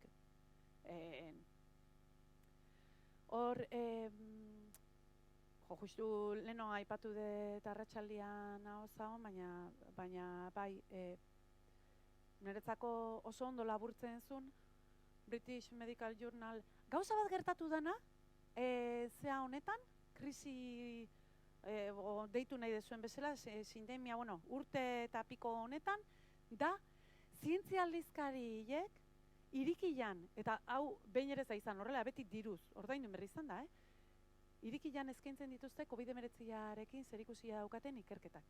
Ikerketak ulertzeko gai balimazea, informazio hori dana eskura daukazu. Hori izan da arrazoietako bat, mundu osoko ikertzaileek informazio guztia izateko irikilan, eta elkarlana izan da, eta abiadura ikerketena inoiz baino handiagoa. Zarata ere handiagoa da, tartean daon zaborrare bai, hor baetze lan pixka atin berda noski, baina benetan esate dizuet, pasada bat, eta niretzako, esango dizuet, apasionantia. Alderdi horretatik, informazioa eskura izatea, eta irikilan, eta gardentasun hori, eta hori eskertzekoa, bai, eta ia eredu bezala jarraitzen du, ze funtzionatzen du. Zientzia danok eskura izatiak, ekartzen du, horrek ekar ditzazken aurrerapenak azkartzea, eta lehenago iristea, eta danen eskura egotea lehenago. Alde horretatik ondo. Eta horri esker hori gertatu dalako, irakurri dut British Medical Journal horretan, dala medikuntzan espezializatutako aldizkari ospetxeenetako bat, artikulu bat aztertzen zuena Italiako egoera. Eta zergatik Italian dauden bezala. Eta Italia jartzen duen tokian. Euskal Herria jarrita berdin funtzionatzen du artikuluak. Hor 3 faktore identifikatu dituzte dauden egoera zergatik dauden esplikatzeko. Eta dia, batetik ez deula ulertzen hazkunde esponentzialaren kontzeptua. Hazkunde esponentziala daukala virusaren nola transmititzen da, nola dijoan azten, izurria. Guk beti irudikatzen deu, barneratuta daukagu eta joera daukagu ikusteko, badala lerro zuzen bat bezala, goraka dijoana, ezta? Eta orduan, neurria daude planteatuta, guk gora inbalima deu, mendik hasita, zerotik hasita, eta iritsi balima gea 10-ea, orduan 10-ean hartuko ditugu neurriak, 0-ra bueltatzeko, denbora tarte berian, edo, alegin bat kostatuko zaigu, proporzionala, pasadan denbora eta zidan ere. Baina ez da horrela, ez du horrela funtzionatzen. Hazkunde esponentziala da, piramide bat buelta manda. Eta koska bat jotzen dezun bakoitzian, ez da bakarrik gora egiten, zabaldu ere egiten da. Hurrengo koskak are gehiago zabaltzen da. Eta orduan, zu jeisten dezunean koska bat, neurri horiek aplikatuta, etzea jetxi zabalera osuan. Jetxizea, zure mailatik, beko mailara, baina pare horretan. Gelitzen dizu goian hori da nagoendikan jeisteko, istutu ere egin behar da jeisteko. Eta horregatik neurriak baina ere beti berandu datoz. Askoz gehiago kostatzen da jeistia, iotzia baino. Askoz azkarrago azten da.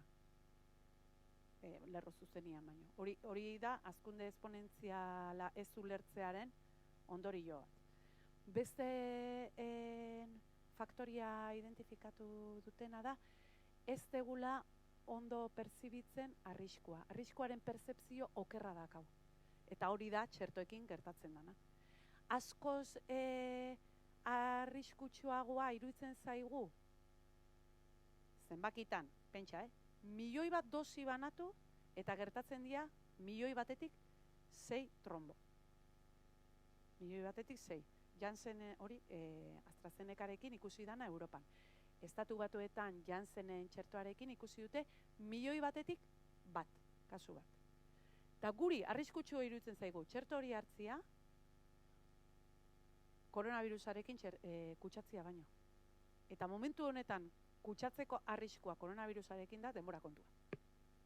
Ze dago zabalduta daukagun inzidentziarekin, naiz eta musuko erabili, naiz eta kanpoan ibili, distantzia gorde, eta gure burbujaneon oso errez gertatu laike, eta gertatzen da, naiz eta neurri horiedanak hartu, kutsatzia. Eta hala ere, iruditzen zaigu arrisku hori, kutsatzearena, erreso daukagula kontrolatzia, guk neurriak hartzen ditugulako. Eta aldiz, txertuak guk geuk hartzen dugu osasuntsu gaudenian, prebenitzeko kalte bat, baina ez dugu ikusten prebentzio hori.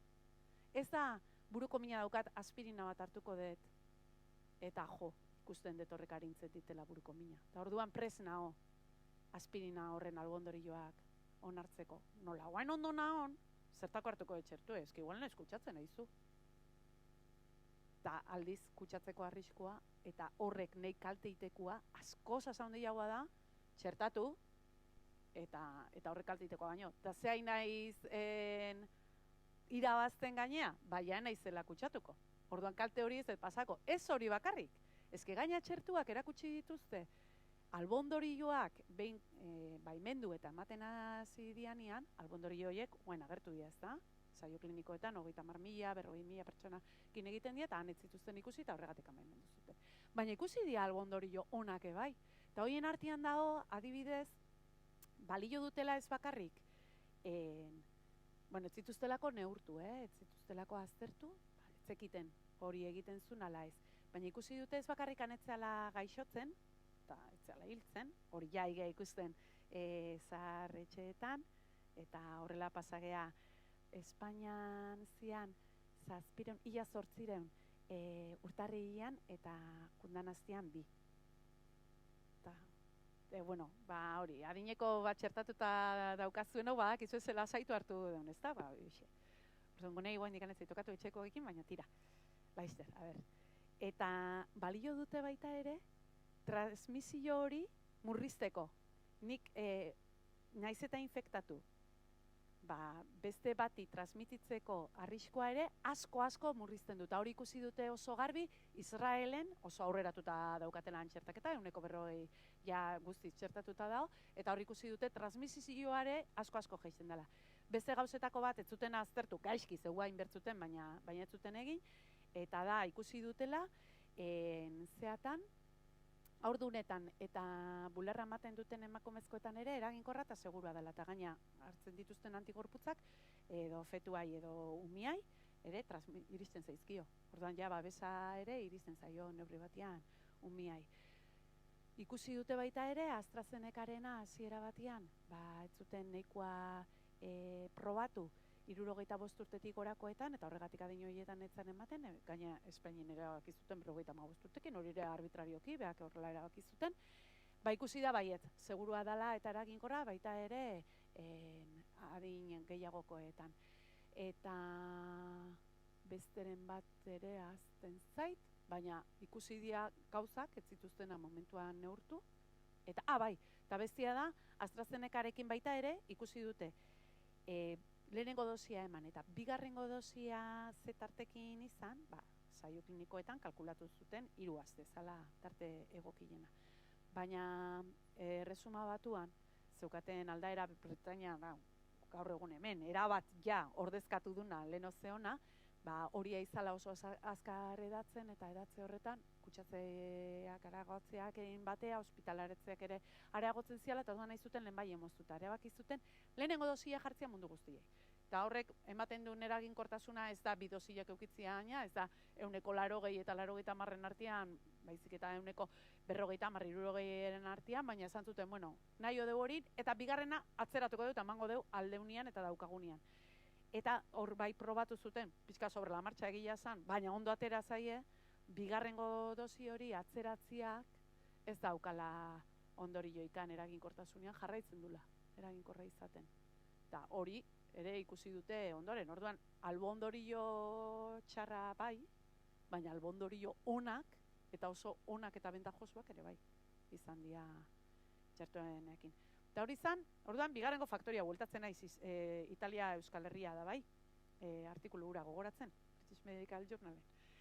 Lehenengo faktoria zan ez deula ondo ulertzen azkundea, bigarrena da arriskuaren pertzepzio okerra daukagula, eta hirugarrena da, eta oinarrian dago, eta beste bilak ere barne hartzen ditu, zientziarekiko irrazionaltasuna.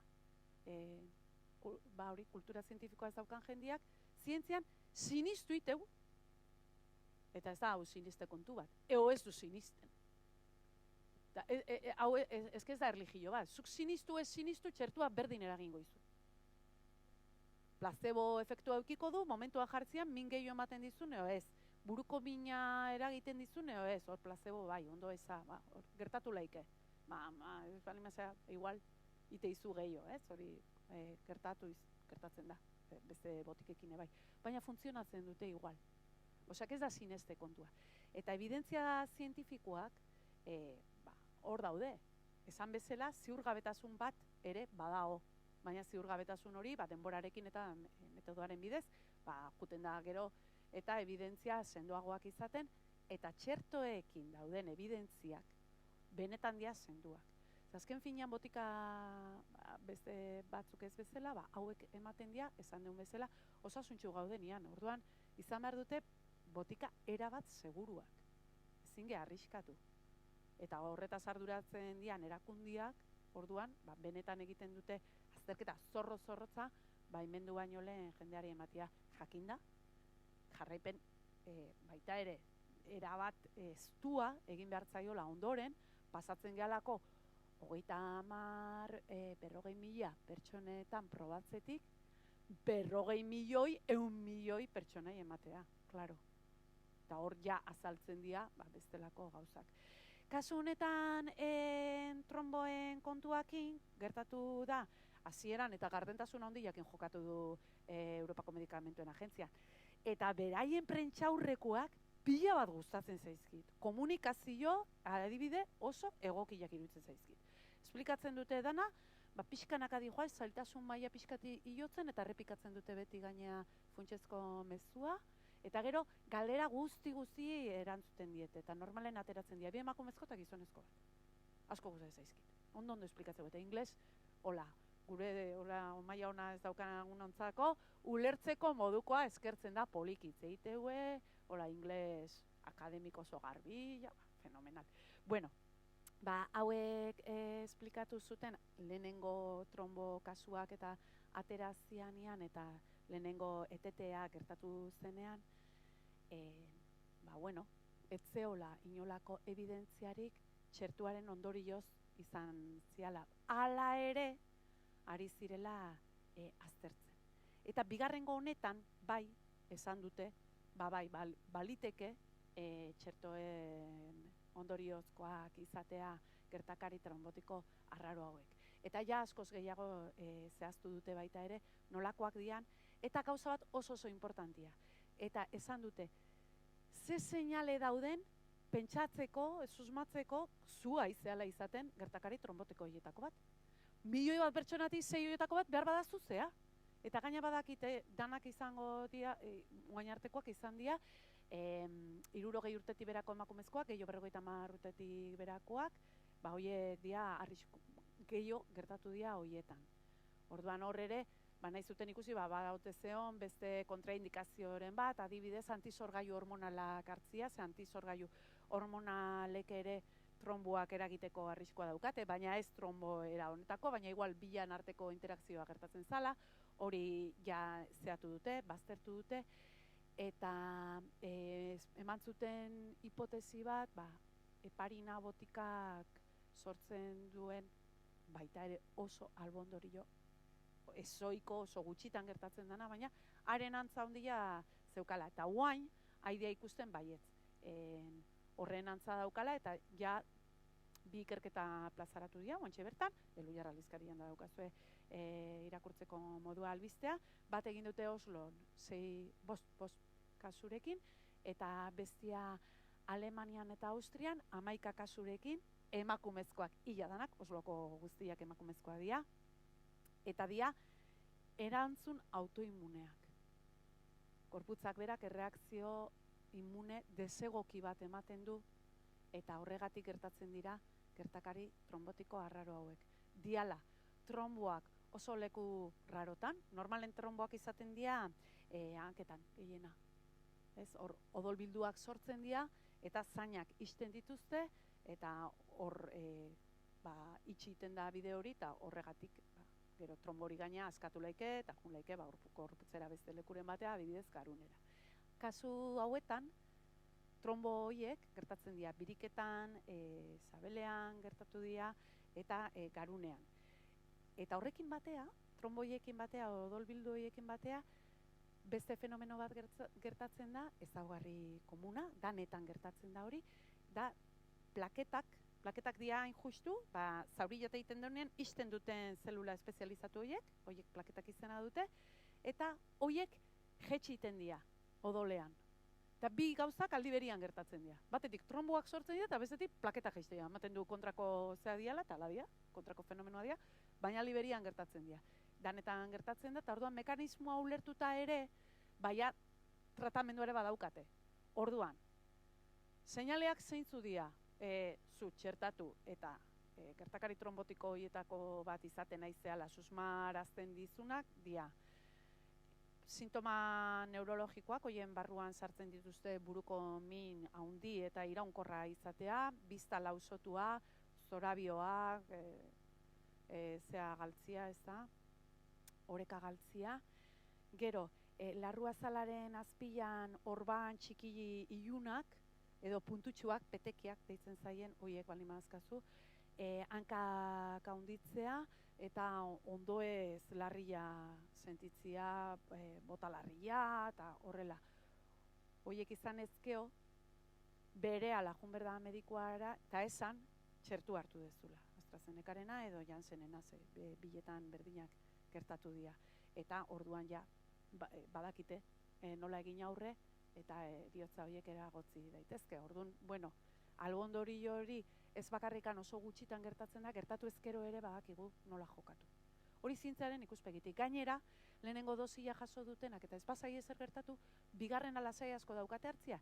Ze erreakzio immunitario hori bakarrik sortuko da lehenengo aldian. Lehenengo aldian onartu bali madu zure gorputzak, bigarrengoan, ez daka inolako arazorik, eta hori Britainia handian gaina bai ezatu dute, baietz kasu guztiak, gertatu dian danak beti izan diala lehenengo dosiakin. Orduan ez daka zentzurik, oantxe bertan, eta igual ja erabaki dutena, ez da bai datzen aitzia, dala, AstraZenecaren txertua jaso dutenei, bigarrengo dosia emango zaie esan dako garaian, txertoi gabe utziko ditugu, egoazen probatzea haberse gertatzen dan Moderna eta Pfizerrena eman da, iparraldean eta Frantzian erabaki duten bezala eta Alemanian. Hori bai ez dutela saio klinikoetan ikusi. Ez dute probatu, haidia probatzen, Eta haidia probatzen baitare AstraZeneca Sputnikekin. Baina evidentziarik ez da, ez dira goaindikan emaitza horiek plazaratu, ez dakigu, eta hori egingo dute. Erabaki dute arrisku hori hartzia, eta ez dute hartu nahi, beste arriskua badakigula zenbatekoa dan, zenbateko arriskua daun, izatekotanen nola gertatzen dan, eta horri nola jarri tratamentua, gainea. Hori da naia badakigu, eta hala ere arriskatu iten dira, eta bitartian gainea, eten egiten dute txertaketa, txerto merke eta eraginkor batekin. Klaro, eta gero gainea, erabakitzen dute, nola gertatu dian 50 edo 60 urtetik berakoetan, guazen zarragoi ematia. Leheno etzieten eman nahi.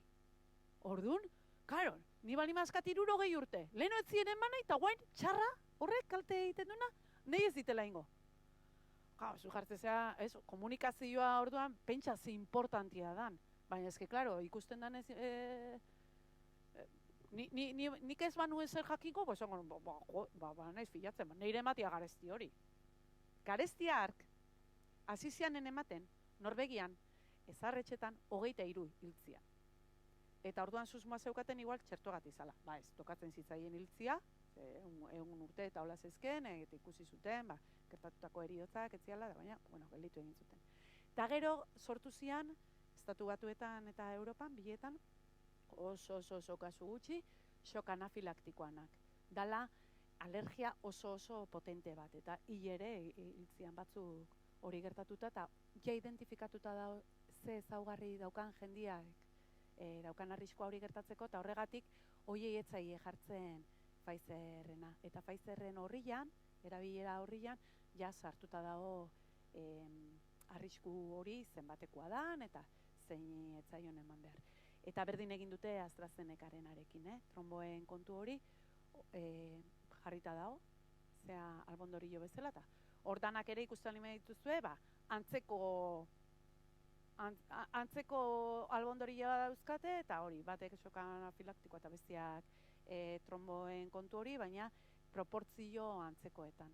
Ohikoetan daude, betikoa ez, sukarra, dardara eta horrela, baina 24 ordu, 48 ordutan juten dia horiek, ondo eza eta olakoak, haunditua emandako lekuan, gero trombo normalak ere emate dituzte, bilak ere, azken injekzioagatikan, horretarako joera daukan pertsona, baina hori ja, askoz maiztasun txikiagoakin, eta askoz txikiagoakin, beste albondorillo larri hauek, oso ohikoak diana, zorionez, eta eski, ez siniztekoa da, ze onak dian txertuak, danak, bueno, ni fan, eta kariko, bueno, vamos, iruditzen zait, bai, ez dakit Nobel saria emango dioten, bota.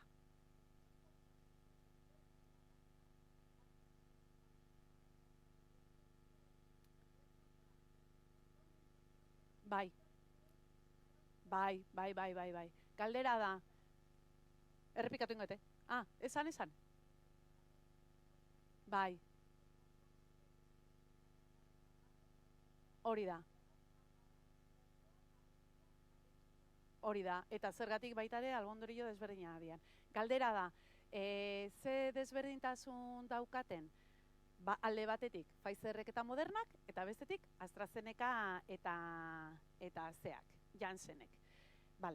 AstraZeneca eta Janssen eta baita Sputnik ere familia batekoa dira.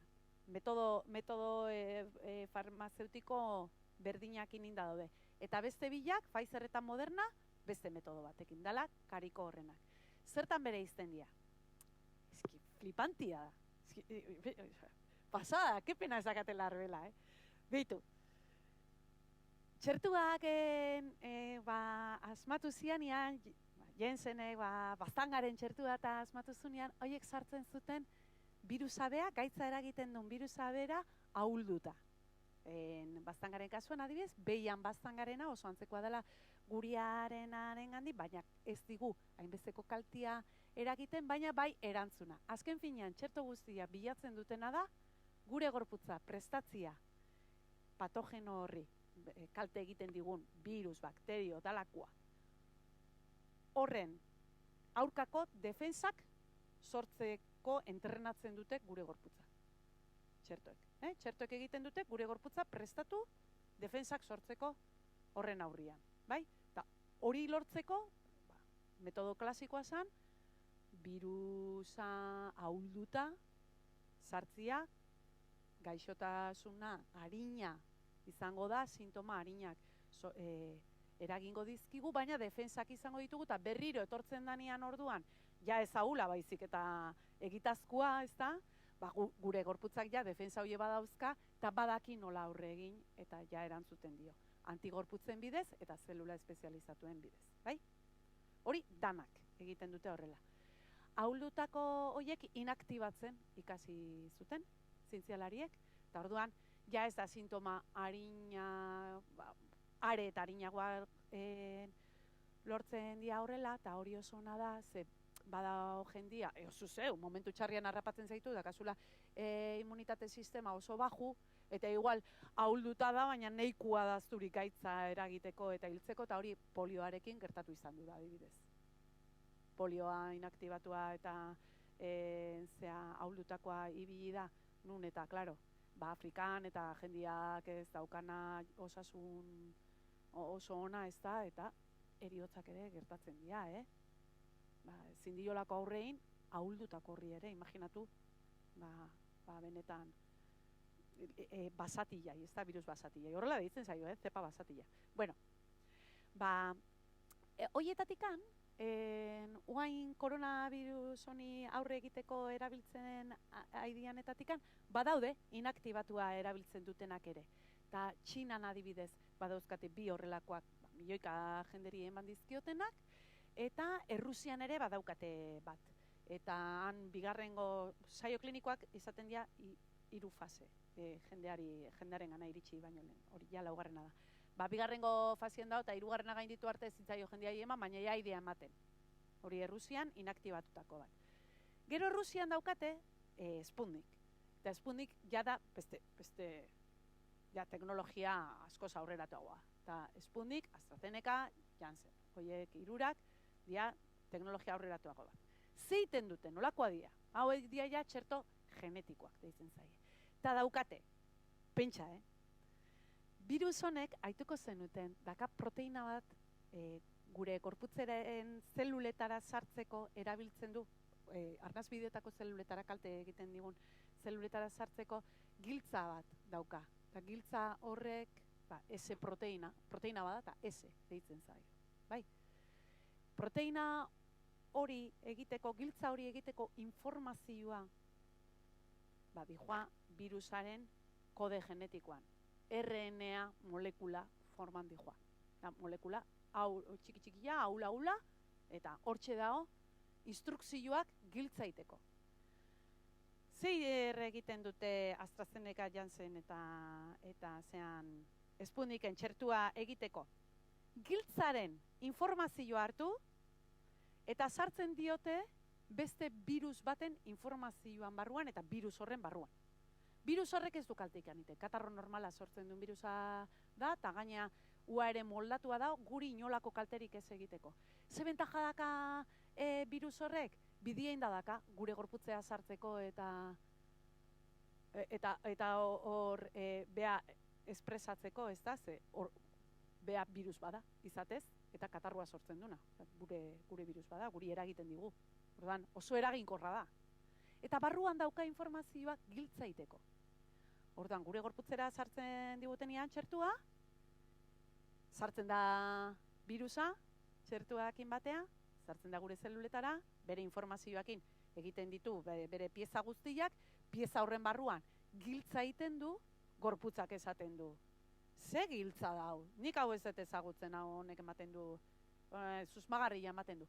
Horren kontrako defensak egiten ditu, eta etortzen danen koronavirusa, giltzakin datorrela, baina hasieratikan ja, defensak dauzka, gorputzak ja prest giltza hori inaktibatzeko. Eta koronavirusak ezin du gure gorputzera sartu. Osea, gu txertuakin hartzen ari gana da, koronavirusaren giltzaren instrukzioak. Eta dijoaz virus baten barruan. Ez da pasada bat. Eta bestiak, Moderna eta bueno, eta hori ja erabiltzen da, beste txerto batzu badaude horrela funtzionatzen dutena. Eta ja, bestia Moderna eta Pfizerrena hauain arte etzan ematen. Egila da saio klinikoetan esan duten bezala, egon badao, minbizia batzuen kontra ere bai, funtzionatzen du, eta hauetan da. Giltzeiteko informazioa beha bakarrik, hoixe beha bakarrik, informazio hori sartuta lipidozko, gantzazko bolatxo batuen barruan. Bilduta lipidozko nanopartikula txikitxo batuen barruan, daude 10 giltzan instrukzioak, eta hoixe beha bakarrikan sartzen digute. Hain da sofistikatu eta hain da gauza hori aula, 80 gradu 0 azpitik eskatzen dula gordetzia Pfizerrenak, eta 20 gradu 0 azpitik Modernarenak, eta oso garestiak dira. Claro. Hori da desberdintasuna. Baita ere osagaiak desberdina dira, horregatik albondorio batzuk eragiten ditu Pfizer eta Modernarenak, hoiei deitzen zaie RNA mezulariaren txertoak, ezta? Eta bestiak diala txerto adenobirikoak, ze virus hori katarroak eragiten duena, baina guri kalterik egiten ez diguna, adenovirus bada, familia bada. Koronavirus bezala, adenovirus, hoiei deitzen zaie txerto adenobiriko. Eta gero badaude beste txerto batzuk, iritsiko diana, baina momendikan hemen ez daude, baina adibidez Kuban garatzen nahi diana, Soberana 02, hori proteinikoa da. Eta horre dauzka, koronavirusaren ese proteina bezala, beste proteina batzuk pusketak, proteina beak, dazka. Dijoaz lotuta, beste molekula batzui, eta horrela. Beren eragina izan dezaten, eta hoiek dira dauden motak.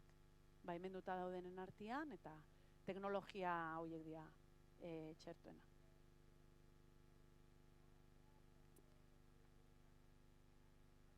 Barkatu,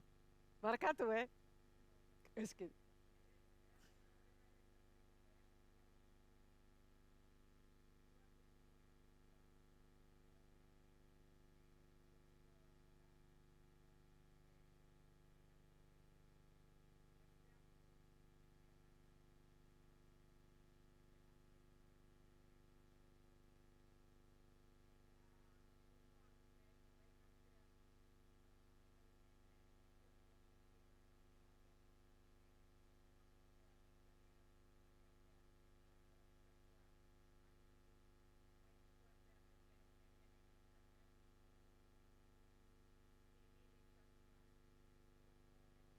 Nik aberatsa zaten detenian, en fin.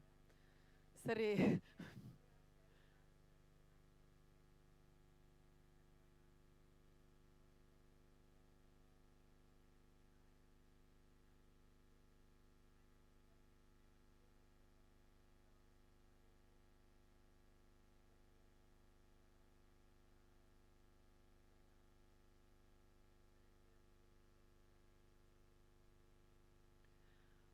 Bai. Galdera da, kezka dauka mutazioak sortzen ari direlako, ez da, virusak etengabe mutatzen dute, eta aldaerak gaina, behitu, Hasieran virusa sortu zanean Txina atarra bezala deitzen zitzaion, eta Osasunaren Mundu Erakundeak estigmatizazio horregatekan esan zuen, ez dio deituko virus txinatarra, guazen izena jartzea. Eta jarri zion SARS-CoV-2. Bai, hori da bere izen teknikoa. Eta guain aldaerei tranquilamente deitzen dio, Britainiarra, Egoafrikarra, horrelakoa gea, kontra esan bat bestian atzetik. Aldaera hoien aurrian, txertoek zer eraginkortasun daukaten, eta hori arazo izan ote daitekeen da gutxi gora bera galdera, ezta? Azken finean, guain dauzkagun txertoek funtzionatuko dute sortzen ari diren eta sortuko diren aldaeren kontra. Hori da hain justu ikertzaile daukaten kezketako bat ere bai, egia da txerto hauek hasieran ontzat jotzen zana, baino askoz eraginkorragoa diala, esate izuez, flipauta nago. Osasunaren Mundu Erakundeak 150%ko eraginkortasunarekin ja ontzat ematen zituen. Eta 180 eta 180 pikoko eraginkortasuna daukate, barbaridade bada. Orduan, egia da, guaingo aldaeratako batzuekiko, ikusten da eraginkortasuna, ja ez dala 180, igual da 160, 100 Brasilgoa guaindik amajuo, 140-150, horrela dijoa, baina, egia da baitare, talde handi bat babestuta alima daukazu, transmisioaren nola eten egiten dan, azkenian danak egiten du zea. Bendaja zein da, txerto hauek, genetiko hauek, oso zerreza daukate giltzan kontu instruzio aldatzia. Da, letra batzuk aldatzia. Orduan, identifikatzen dute aldaera, eta gero teknologikoki hori segituan berritzen dute. Giltzaren kopia berdintzaie, letra batzukenein o bestiakin. Ez da ez prezioa aldatzen, ez da ez garestio eta ez ezer. Orduan, aldaerak aurre, ikertzaile asko, haidea hain justu, aldaera horiek aurre ikusten, haidea ikertzen, ze aldaera sortu daitezken presteoteko, txertuak eta haiei aurre egiteko. Azkenian kontuan izan berdeuna da, virusa mutau iteue, beak, ez guri fastidiatzeko, beren izaera daukate. Eta arrakasta daukate eta edatzen dira, tokia topatzen dutenak edatzeko. Eta horretarako ezaugarri ona dauzkatenak. Alegia, babestuta balima dauzkagu adinekoak, eta adinez jaisten goazen bezala, gaztiak izango dira gehien kutsatuko dianak, eta aldaerak hoietan edatuko dira. Eta haiei egokitutakoak izango dira gainea. Hori, evoluzioaren legia da. Baina egia da txertua teknologia hauek oso azkar erantzuteko aukera ematen dutela. Eta ja idiaiten ikerketa gazteetan, claro. Bota. Azkeneko galdera da uste dut, ezta?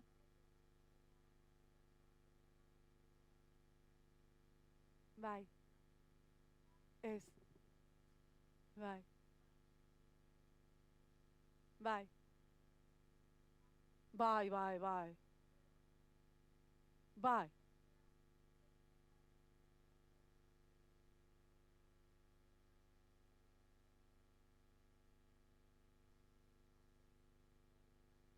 Bai.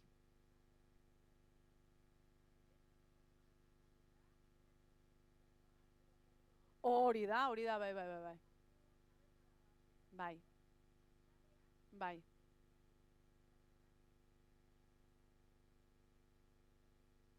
Bai.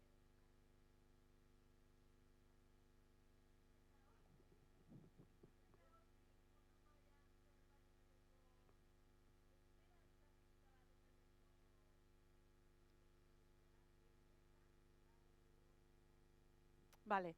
Bueno, bi galdera izan dira, bat, gazteak aipatuta eta azkenak izango diala txertatzen seguru asko, orduan onurak izan daitezkenak maskara kendu ahal izatea eta distantziarena, eta bueno, pixkat bizimodua erraztea, hori benetan ikusiko aldeun, eta ez ote dan gertatuko, nola txertaketa doan bezala doan, ez da, beti atzerapenekin, eta bueno, mundu osora iristerako, txertoen eragina bukatuko da, ez dakigu noiz, baina baitare gerta daiteke denborarekin, jeistia eraginkortasuna, eta ja ez babestia, eta orduan, ja harrapatuko gaitula urrengo aldaerak, eta nola ikusten duten nik etorkizuna ze bilakaera izango duen, hori, kristalesko bolari begiratzeko eskatu din mesedez.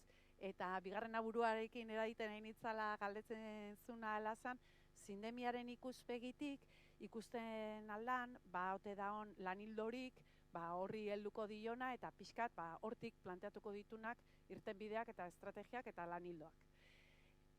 Egon badao, eta izena du One Health, osasun bakarra. Eta urrengo aldizkarian, Elhuyarrekoan, horri buruzko artikulua izango deze, Joserra Aiertzaren eta albaitari birologo baten parte hartzeakin. Oso interesantia.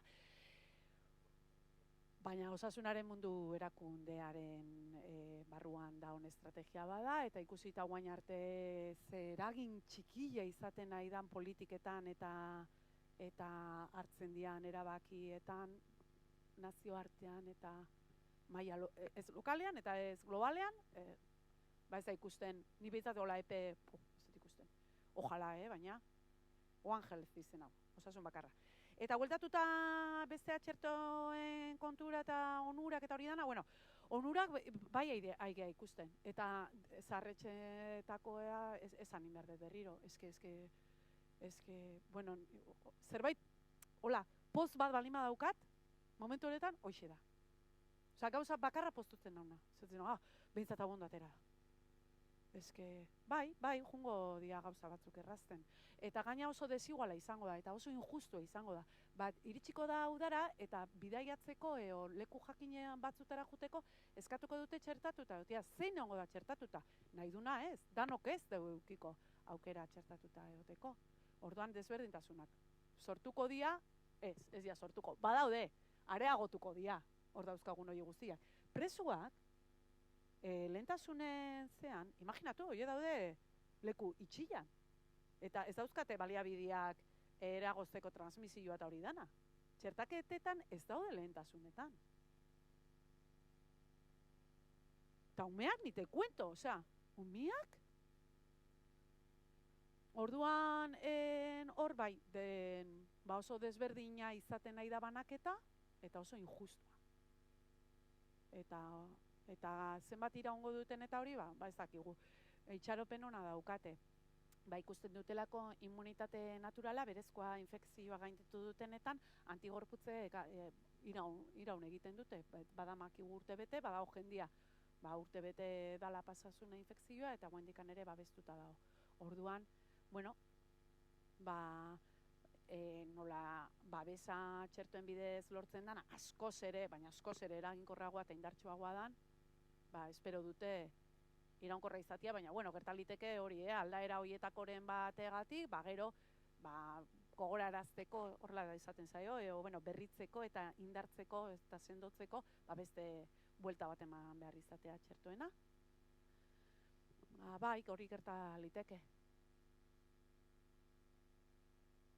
Eta jazta, ez da? Ba, taberna nola itxita dauden, ba, guen ezin du pote bat hartzea jun. Ezkerrik asko. Pues ya está, ya. Ezkerrik asko.